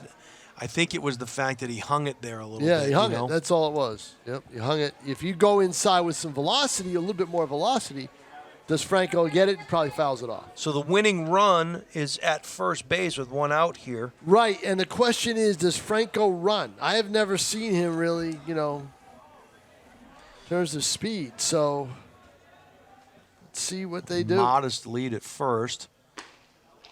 Off the plate, ball 1 to the shortstop, Santos. Freshman against freshman here, Tom. Yep. Nice battle.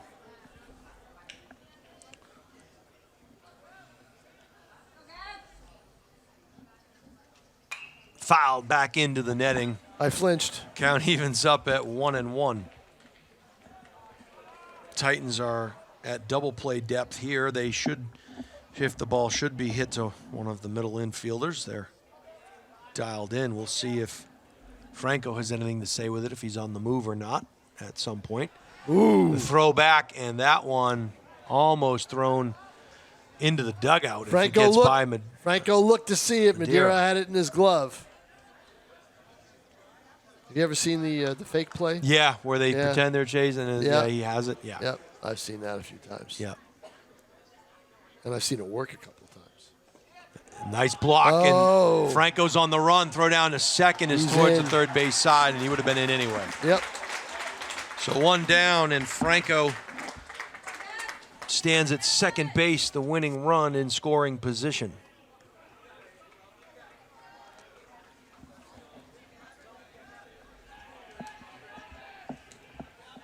And 2-1 ahead in the count, which we've said we haven't seen that happen with Sullivan yet. Correct. Let's see. 3-1. That was high. Brought it down, tried to Yep. frame it, but that was high. So now let's see what Santos does here.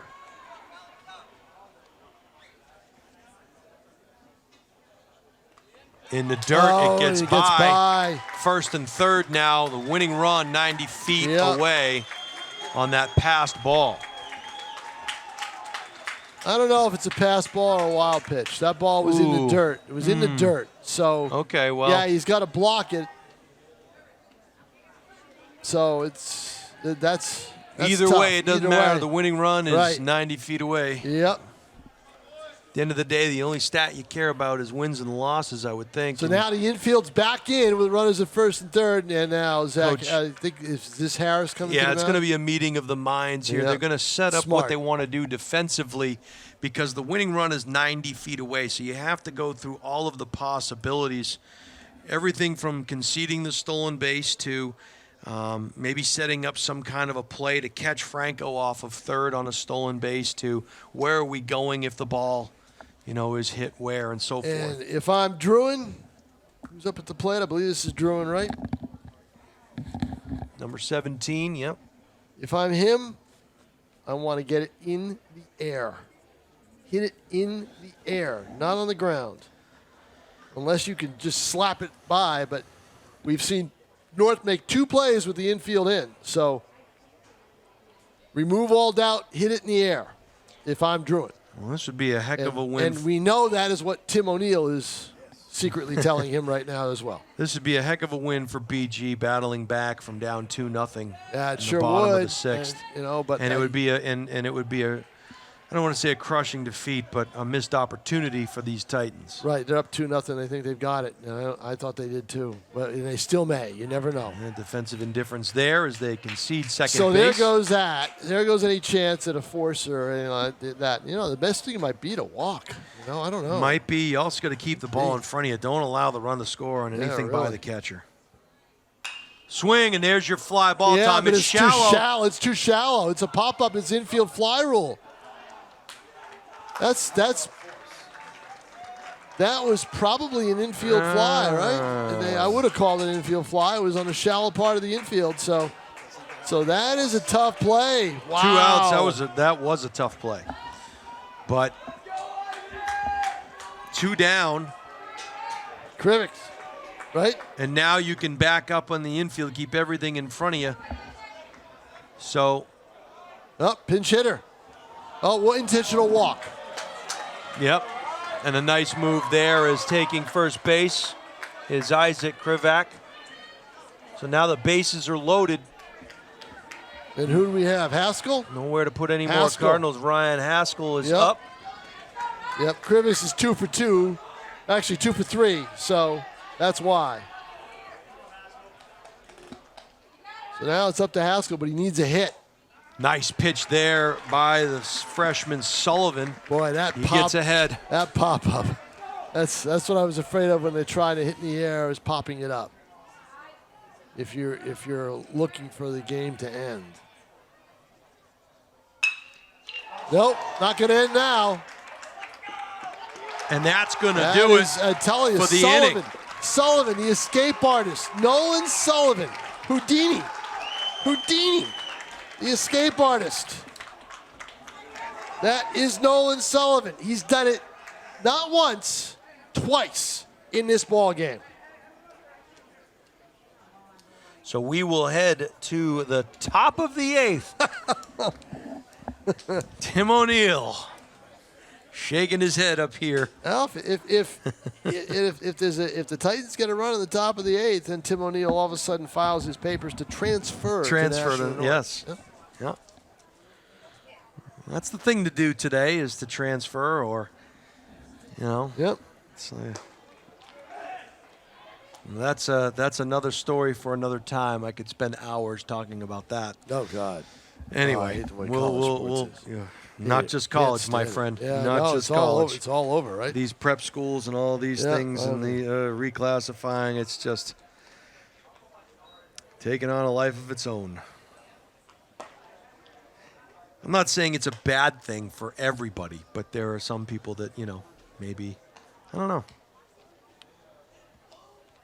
I'll leave it there. Now, the thing that I hate about, not hate about prep schools, but the kids who go to them and do well, I lose track of them. You can't, there's nothing to keep. Well, you Tom, lose that's why sight of them. what you don't know is that's why they left. Right. They were hoping you would lose sight. I would not know anything about them, and then they were done with me. Well, it's an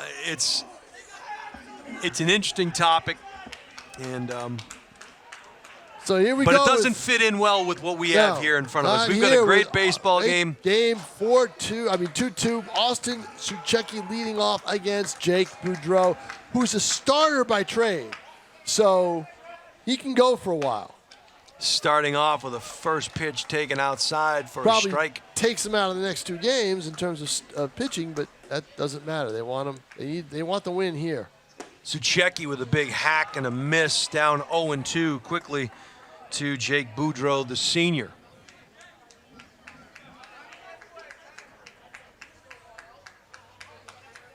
Whoa, that one just got away from Boudreau. Wasting one ball, 2 strikes. Here in the top of the 8th, it'll be Suchecki, Byrne, Martinez. Anyone gets on, Ramirez. The boy will Guertin. Look at this if they lose. And see the opportunities. First and third, nobody out. 2 runs in. Second and third, 1 out. Yeah. Looking for the game-winning run in. And they go 0 for 2. I think North can have the same thought defensively, not offensively, but defensively with some issues in the field. Oh, Yeah, maybe. The play at second, the ground ball that was up the middle that they thought maybe could get a double play. I don't know. tough one. Play. Tough one. So. Suchecki struck out looking. Shortstop Ty Byrne to face Boudreau. Swing and a miss.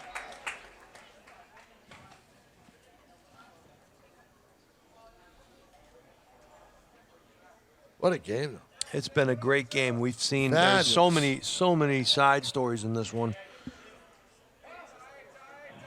Just 2 teams doing battle back and forth here, and actually has a playoff type atmosphere with the importance of this win, not just for standings, but the city rivalry. And It does, and these 2 teams met in the first round of the playoffs. So I think it had to be about 8 years ago. 7 or 8 years ago. North was the underdog. Guertin was the heavy favorite, and North beat them. And then North went up to play Concord and lost a tough game up there that was very close. Time is called. Burned down quickly 0-2. That was 2017, or it wasn't 18. I think it was 17. Not quite sure. Now you got the fans really chirping, right? They're all chirping. Oh, there was no time called. There was time called. Okay, much ado about nothing. We're back in and at it. Ooh, little low. Little low, maybe. I mean, you have the better angle from behind the plate. It had to be low. I mean, you wouldn't see whether it was low or not, but you it well, did that have would the be plate. the call. That it would did be have the the call. plate, right? Yeah, It was because low. I'm off to the Yeah. right. So, that's. Count evens up at 2-2, and the North Faithful start to chirp a little One more. thing you don't want to do if you're any of these pitchers, you don't want to walk somebody. You got two guys that are used to starting. I mean, Sullivan started a game earlier last week, and this kid starts. Boudreau starts a lot, so they could be in this game for a while. Swing and a That's going lazy to be little fly tough. I ball. let the outfielder handle that. Center And he's got fielder it. takes it. There is no such thing as an easy fly ball in high school baseball. This is true. First game of the year, south in Goffstown, no one could catch the ball in the air because they hadn't seen it in a while. It's a good point. The opening game. That pop fly that Druin hit into, that would have been dropped in that opening game that I saw. No one would have been able to catch it. Jace Martinez takes one inside. Almost took one for the Almost got team. him off the shoulder there. Almost took one for the team. You don't want this kid to get on because he's going to get to second base in a hurry. If you're Boudreau, you want to throw strikes. Make him get a hit. He didn't do that either. Especially with 2 outs here. Yeah, I mean, you put him on, he's going to be at second before you know it. Ramirez is on deck.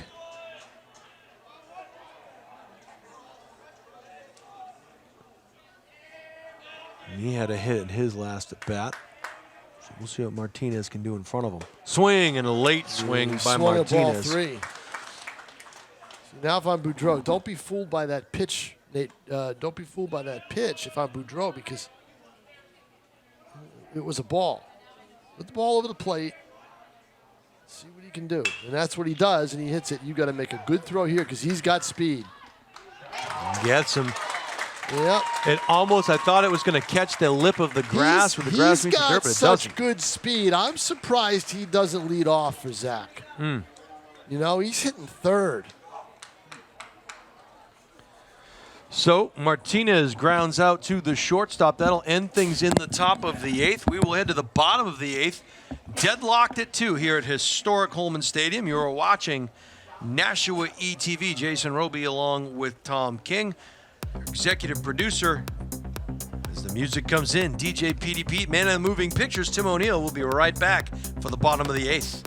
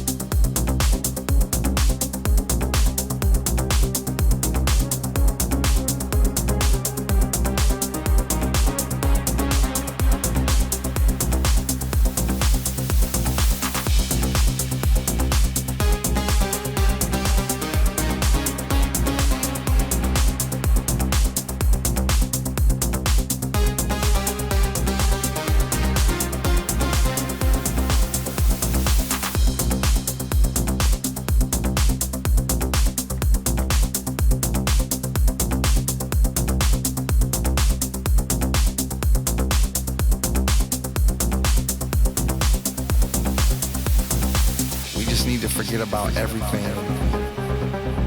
Put away our problems. Get along with each other. All right, welcome back to historic Homan Stadium. We are heading to the bottom of the 8th. Bishop Guertin and Nashua North tied at 2 runs apiece. It's been all that in a bag of chips here. 2 teams evenly matched going at it, Tom. Now Tim O'Neill's trying to find out what time his first class is tomorrow at Guertin. Jackson Goldstein will lead things off in the bottom of the 8th.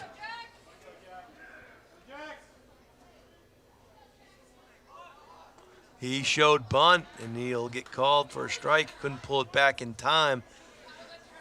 I like the idea, though. Well, you're trying to manufacture something of your own here. So they're now at the corners and back on the infield dirt up the middle. 0-1, the delivery from Sullivan. Outside. Too far to frame that one. Though Ramirez gave it the old try. Drew looks like he's going to try to take it the other way. Ooh, All right. little drama. Watching a baseball game and a rave broke out. Yes. 1 ball and 2 strikes now to Goldstein.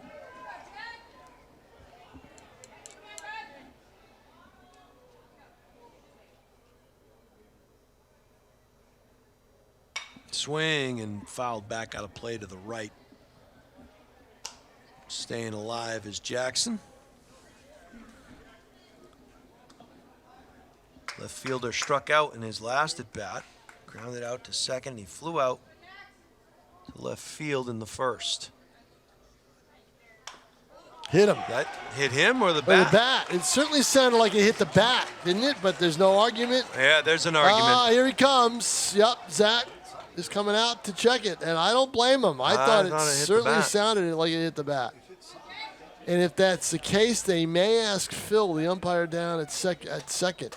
But no, they're not No. going to. They're not going to appeal to it. They also, I think he was wearing some kind of a brace on his left wrist or elbow might or have something been it. too, and that's what could have been that sound. Yep. I thought it hit the butt of the bat, but yeah. So down to first base goes Goldstein. He represents the winning run here tonight. And that'll bring up Boudreau. He shows Whoa. bunt, and he kept showing bunt as that Whoa. one went over his head. Ooh, So that's the strangest strike you'll ever see. sure is. I think if he hadn't shown bunt, he might have gotten hit with a pitch. Well, when you square up, you actually present a bigger target. So it's amazing that it didn't hit him.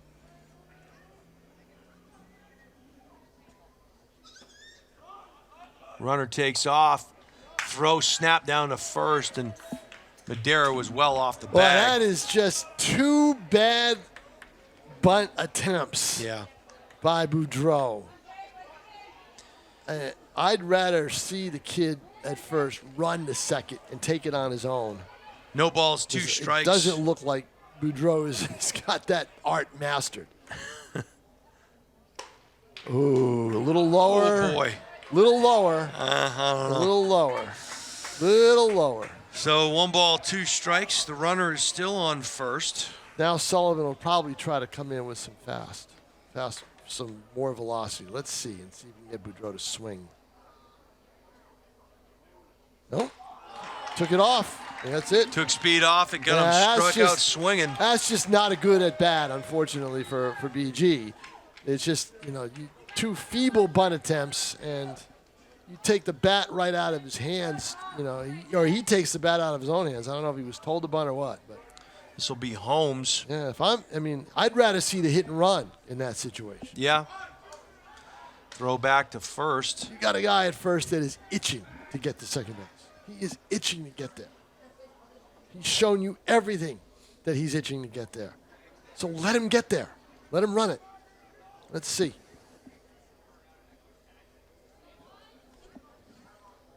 Sullivan, the delivery. Swing and a fly ball That's to right field. Very catchable. 2 hands, the tag up. Nope. Just a little bluff.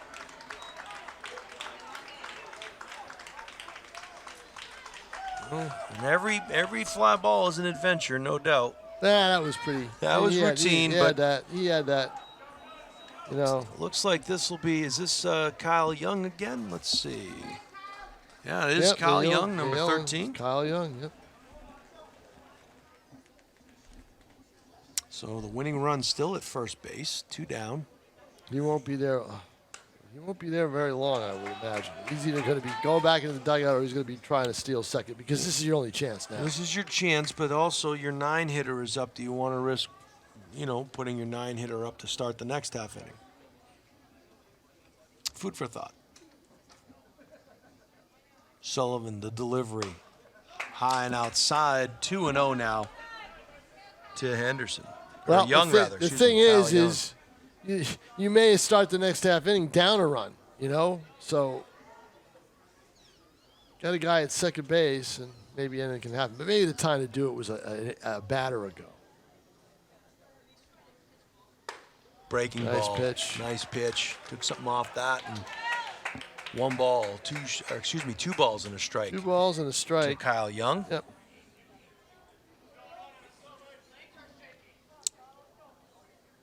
And Goldstein still over at first base.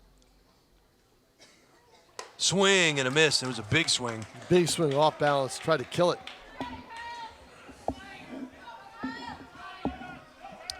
So deuces are wild here. 2 balls, 2 strikes, 2 out. Young with a chance to extend the inning. Swing fouled out of play. Off to the right side. Hits the base of the fence.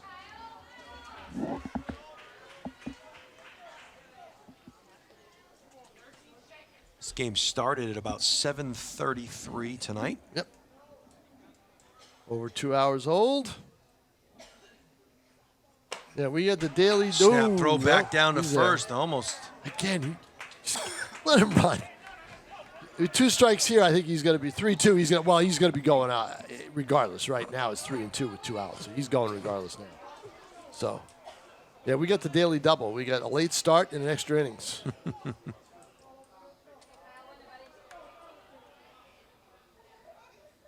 He's going now. Well, he's Swing going now, and yeah. a miss. It matters not as Young strikes out swinging. That'll take us to the top of the 9th inning. The Titans and the Cardinals locked up at 2 apiece. Right now, my player of the game is Nolan Sullivan.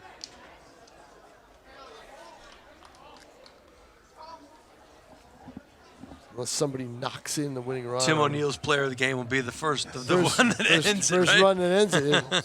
Exactly. Well, I want to thank y'all for watching us here on Nashua ETV.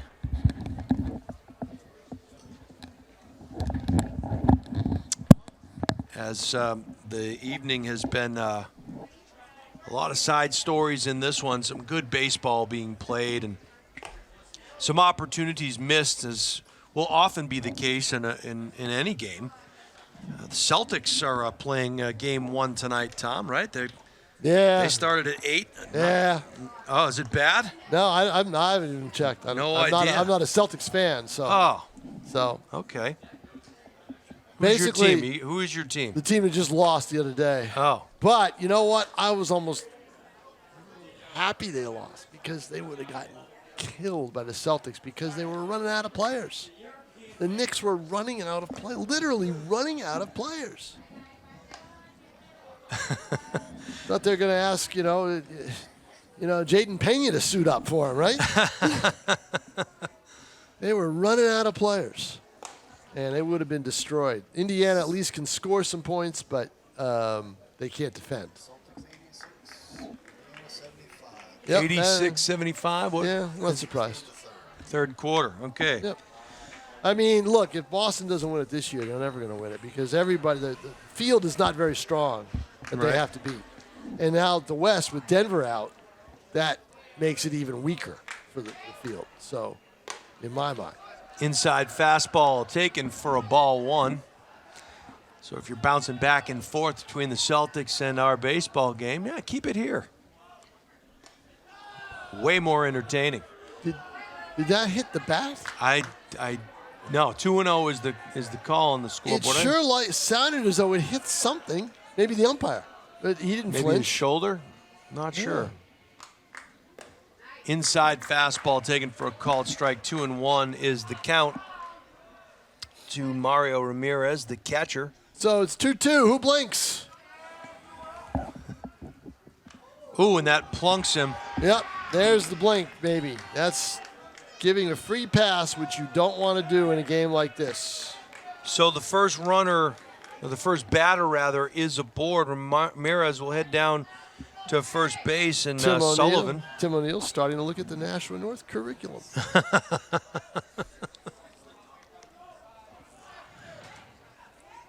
The transfer papers have everything but the name of the school he's going to. Exactly.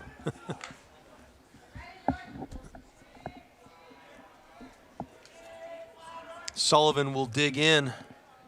Boudreau peers over his left shoulder. The delivery, swing up the middle. It could be a double play ball, and it's going to be just that. Well done, well played. Very well played. He juggled it a little bit, but he got the handle on it and threw the first in time. He got to second so quickly, he almost fell over second. Was he shading him that way? He must have been, because he was able to get there very quickly. That was Santos, wasn't it, I think? Yep, the shortstop, the freshman. Yeah. Nice job by him. It's a nice play. And that one is high and inside. Ducking out of the way of that one was James Markley.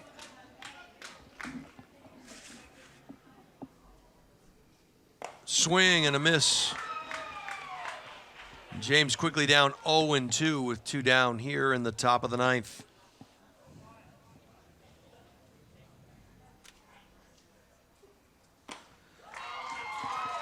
Missed that one. 2 words It- four words I hate. 4 words I hate to hear in a high school baseball game. Top of the 9th. I thought that was strike 3. He did too. He started to move to the other way. I thought it was strike 3 as well, but I guess not. Okay. So Markley staying alive here, 2 balls and 2 strikes. And Boudreau's got to be careful going inside. Markley's crowding the plate a little bit. Got him. He got him, and that'll do it for the inning. Wow. I mean, those pitches, again, they're inside pitches that you really can't hit, but it should hit you. You know, he was really crowding over the plate. That's a tough pitch by Boudreau to make without plunking him. And he did it and got the strike to boot. And now we go to the bottom of the 9th inning. And Tim O'Neill, again, is now set to be a Cardinal for life. 17 outs via the strikeout here tonight for Guertin pitching. 17 Ks. So let's see. We've got, we go top of. Top of Franco, Santos, bottom. and Top of the order, yeah. Franco, Santos, and Druin against the freshman Nolan Sullivan. Wants a new baseball. And the umpire will check it and see. 11 strikeouts, Tom, for the pitching staff of Nashua North between Sullivan and Medrano. And it seems like Medrano and Franco, as well as they pitched, they exited this game, it seems like forever ago. I'm not sure if each of these 2 gentlemen were slated to start tomorrow, but that goes by the boards if that was the case, them being Sullivan for North and Boudreau for Bishop Guertin. You know, Guertin's got about 5 guys they can throw out there. They got 2 games left. North has 2 left as well, right? Or do Yes, they have correct. 3? Nope, Just they 2, have right? 2. And they finish a day earlier. They finish on Right. Thursday. That's correct. So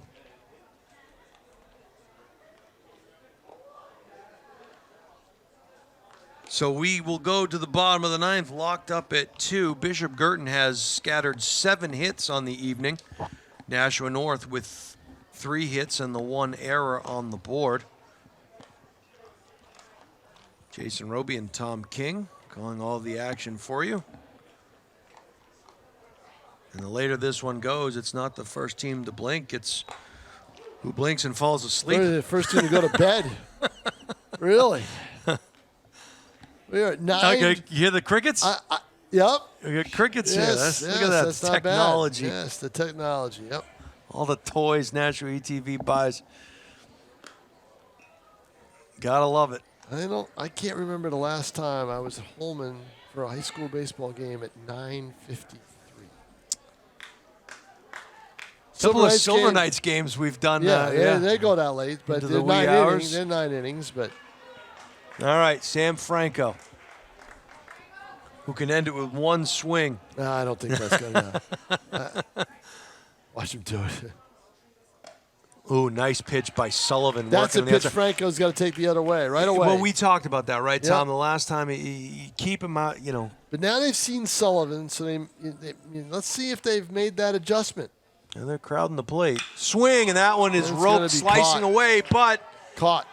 on the line right there, and a nice job in the outfield by Austin Suchecki. Had that one sized up all the way. So Franco is retired here in the top of the ninth, and that will bring up the shortstop who turned a terrific double play in the last half inning, Gavin Santos. He walked his last at bat.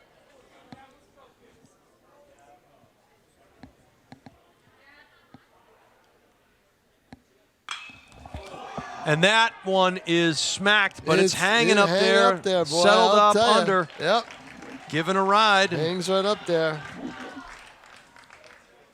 So a good swing and good contact.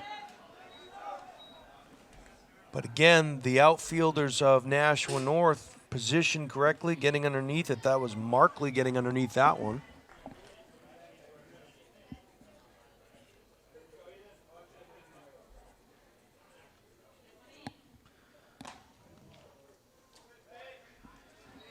Ball one taken by Ethan Druin. I believe he popped up to left his last time up. Yeah, well, that was the pop-up that basically ruined the inning for BG. He doesn't do it That that one time, but it could might be hang. caught. It's going to be caught. Oh, and it plays tricks and it gets no! by Markley. Whoa! Druin heading to second. He'll take the wide turn and head back. But I'll tell you what a great job by Suchecki to back up the play. Yeah, if Because Suchecki's he not gets there, all- Druin's at third. No, Druin scores if Suchecki's not there. Potential. Druin, he scores because the kid was on the ground. He's got to get up and run after it, turn around and make a long throw, get a cutoff man. There's too many things that would have had to happen. I bet he scores. I guess we'll never know. No, we won't.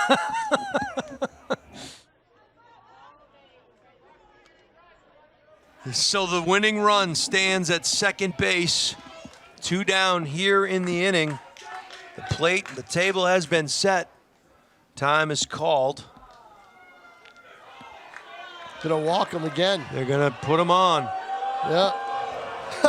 And the crowd. Cardinal fans showing their displeasure by the brilliance of the coaching staff of Nashua North. Did I hear Tim O'Neill boo over there?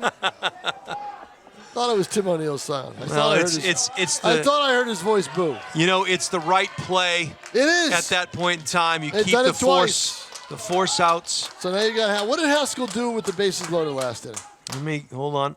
Ooh, that one is high. strike He out? grounded out He to grounded the pitcher. out to the pitcher, yep. Yep.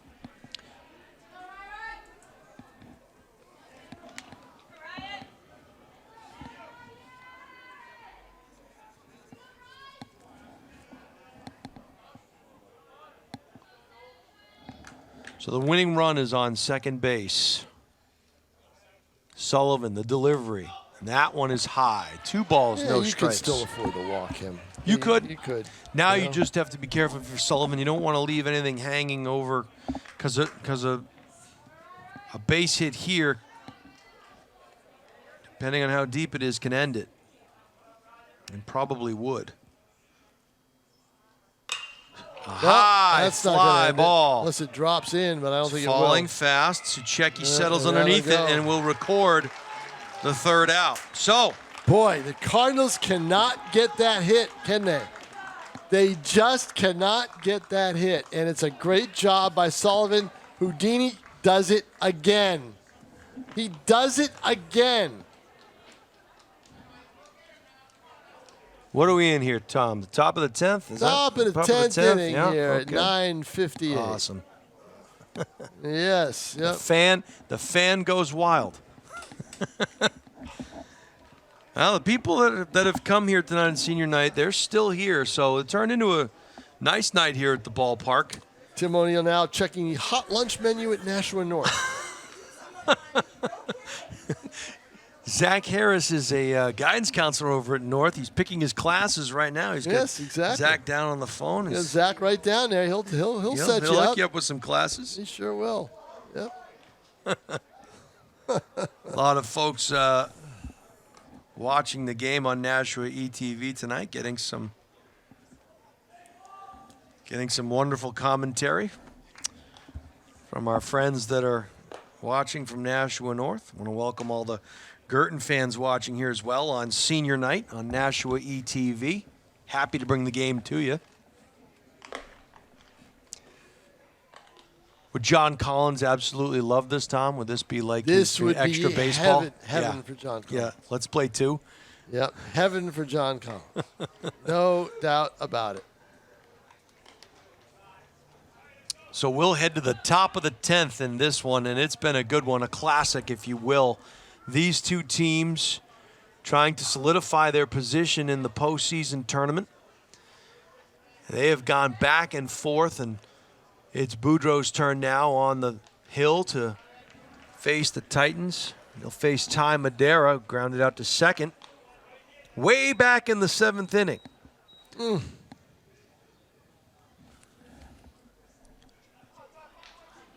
I've run out of innings here on my playbook, so I'll just double this over here. I got 12 in mine. You do? Yep. Oh, If I use it all up. good for you. Yep. 0-1 to Madeira. Count evens up. So now what you're waiting to see is, okay, these pitchers have been out there a while. When is the velocity going to go down and the hitters start to take over? That may happen pretty soon. Well, and in control, when you get tired, it can also be a matter of control there's as a well. case there, too. Boudreau has been, when he's been wild inside.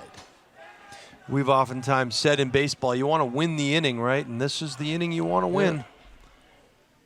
That's a nice pitch there by Boudreau. Count evens up at 2-2. A classic here at Homan Stadium.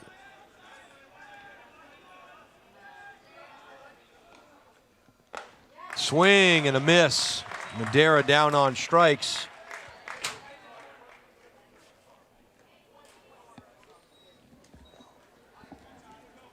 And that will bring up the 8-hitter, Mason Tanner, the third baseman. Now, the bottom of the order has not done well for North. No. Reached base once. That was a walk in the 2nd inning from Madeira. The rest of them are all strikeouts except a fly ball to center field. So you're saying they're due. Yep. Tanner settles in to the right-handed box, swings the bat, or I should say twirls the bat, takes a called strike. A swing on that pitch would have been good. He is down quickly 0-2. Boudreau, the delivery. Swing back at Boudreau. It goes off his shins. There'll be a play. Tries to duck out of the way. He does not have the ball. And He went to grab it. Runner will be safe. Yep. All Boudreau had to do was pick up the ball and flip it to first base. He would have had the out. Instead, he tried to tag him, and he didn't have the ball. Tanner did the right thing by getting Oh, kind just of keep out running. of that line. Yeah. You keep running, but Well, I mean, I'm surprised that Guertin's not arguing the play that he ran out of the baseline. So that's going to go down as an infield hit. It probably would have been that's not an error on the pitcher? No, Okay. no. It hit off his body, and he's got to make a play. I mean, it's Right, but he had a chance to pick it up, and he didn't. Yeah, but that's Okay. you All know, right. You can't assume that he would have been able to make the play, the throw, or anything like that. Very good. Ball hits off the body. They're going to check him out first to make sure he's okay. All right, that's the first thing you do. But you know what? If he didn't knock that down, I think it was going to go through as a base hit. I would say he got a pretty good piece of Yeah, it. he did. So I honestly thought he was going to pick it up and tag him out. I just would have picked it up and thrown it first. You know, I wouldn't have worried about now. See, Boudreau is a little shaken up on that play. Well, they'll let him throw a pitch or two to see how it see feels how on he the leg, is, I yeah. guess. And that's appropriate. No, they keep playing.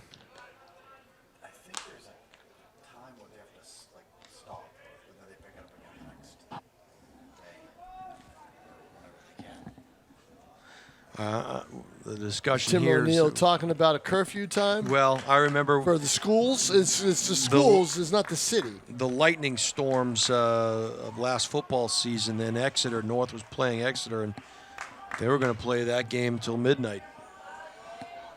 Not saying that's where we are. I'm just saying, maybe the rules are. Right.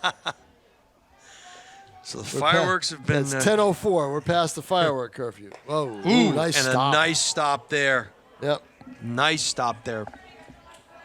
Good play behind the dish by the Guertin catcher. I say this is going to be Tim O'Neill is going to be headed to lose. Nashua North tomorrow.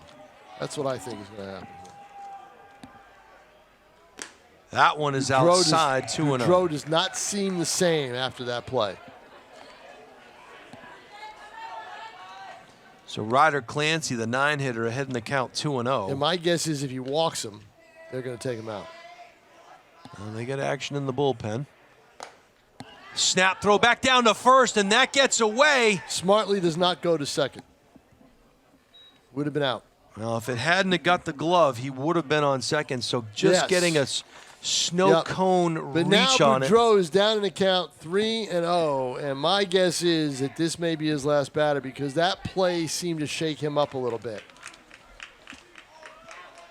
Let's see. Strike. Wow. Wow. That was a strike. I don't It know. was a Yeah, strike. I don't know what he was doing.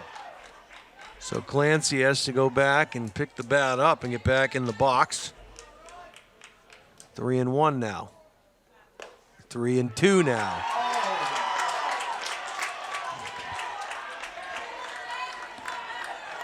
And is not setting himself up for this payoff pitch, Tom.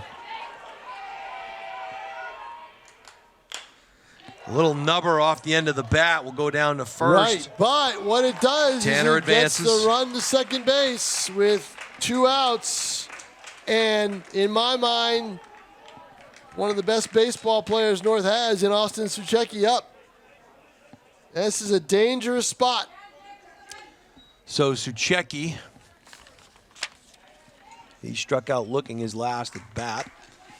Been on base once tonight. He walked and scored back in the 6th inning. What at the time was that first run? No, the second run, that insurance run. This is the first time North's had anybody down here in a while. So I think since the 6th. Boudreaux's got to be careful here with Suchecki. That He pitch. is a very good situational hitter. That's why he's up there. He's a leadoff man who gets on base. He gets on base tonight, the run may score. Let's see.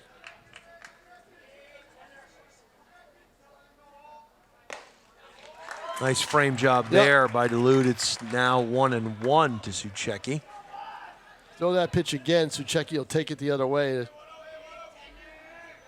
through the infield. Let's see what Boudreaux throws this time. There's a curve. That one fouled just above Hard the dugout. curveball. Yep. 1-2. He will probably try to throw it by him.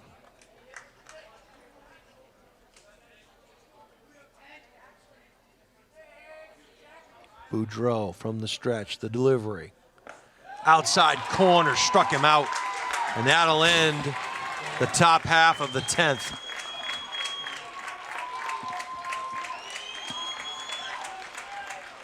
And so we will go to the bottom of the 10th. Bottom of the 10th. Goldstein, Boudreaux. And not sure who's up after that.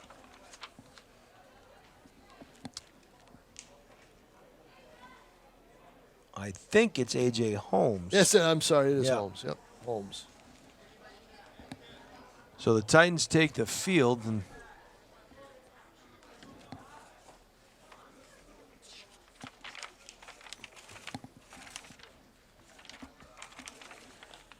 We have played 9.5 innings here at Homan Stadium.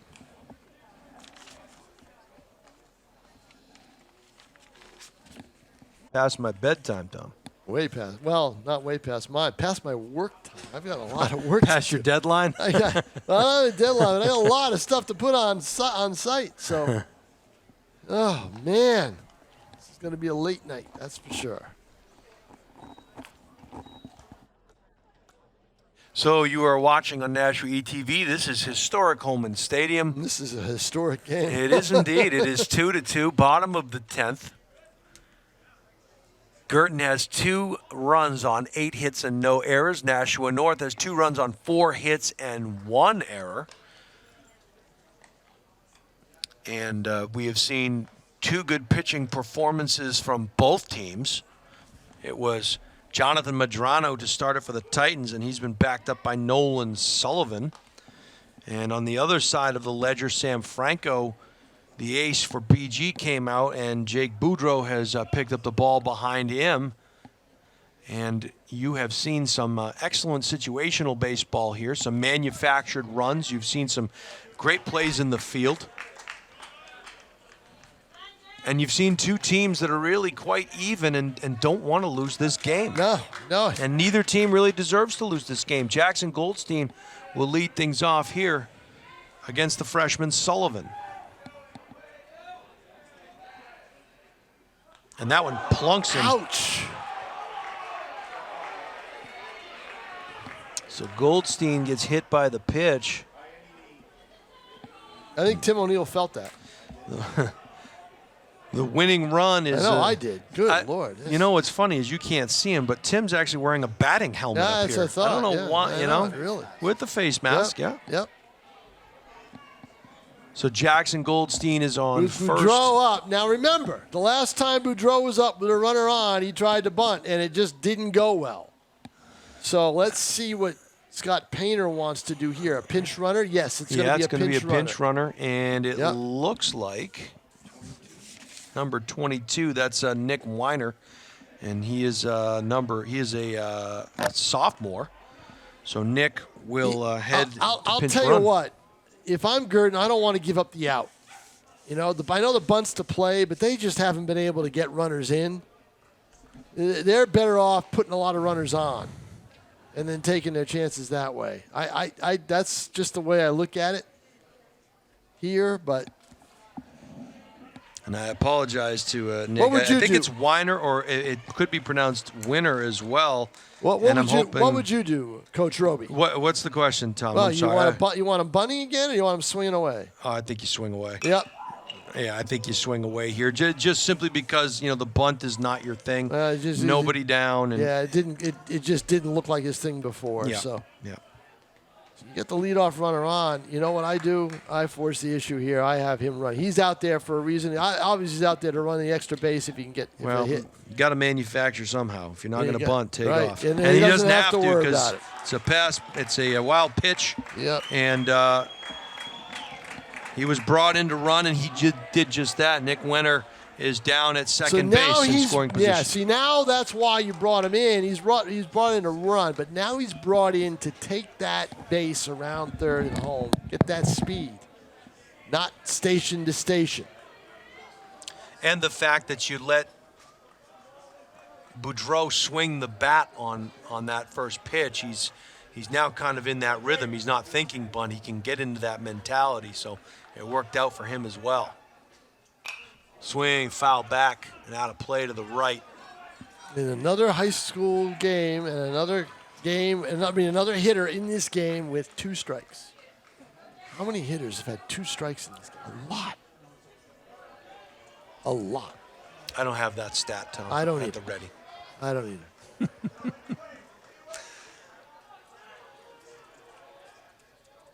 One thing you don't want to do is get picked off a second Swing. here, and he's going to go to third. Well done. Advance the runner. Yeah. So One down, winning run is at third. He went the other way with it. Yep. But I'm sure he would have rather had the hit. But so now you've did got his AJ job. Holmes due up.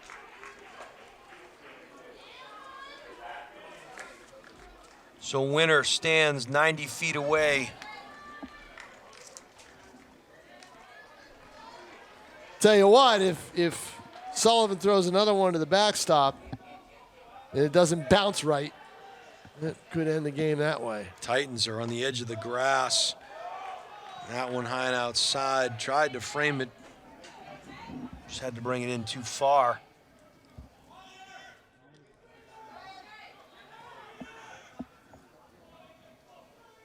The delivery. And that, Oh, we're going to get a play at the plate. He's in. and that's going to do it. Yeah. And the Cardinals will walk this one off in the bottom of the 10th inning. Your final score here, 3-2 BG. They get the walk-off victory on senior night. And you know, Tom, we go back to the bottom of the 6th inning there. They were down 2-0. And the Titans could smell it. And unfortunately for them, there was no quit in this Guertin team. They rallied back to tie it. And then Nashua North just kept getting out of jams defensively. Houdini, Yeah. Nolan Sullivan. But that time he had a pitch that was in the dirt, and it got under the glove. Well, you run out of magic. Ramirez, and it just, didn't go far. It did not go far, but the speed at third base, the speed, no hesitation, the head first slide, no, not even any time for a play, which surprised me, but there wasn't any time for a play because of the speed of the runner. Well, we want to thank you all for watching here tonight with us. Tonight/tomorrow morning. We're not quite there yet, Tim O'Neill, but it was a great game, and Bishop Guertin will move to 10-8. Nashua North falls to 500, 8-8. The Cardinals will play at Memorial tomorrow. First pitch slated for 7 o'clock. Meanwhile, Nashua North will be at Exeter for a 4 o'clock game. Playoffs still on the horizon for both of these teams. Couple games left in the regular season. It was a good one here tonight. It was, and Tim O'Neill, Media Science starts at 7:15 at BG tomorrow morning. And there so it is. We'll see you there. I want to thank you all for watching. For my broadcast partner, Tom King, the man on the moving pictures, Tim O'Neill, our executive producer, DJ PDP Johnson. My name is Jason Roby signing off. Thanks for watching, everybody. We'll see you soon.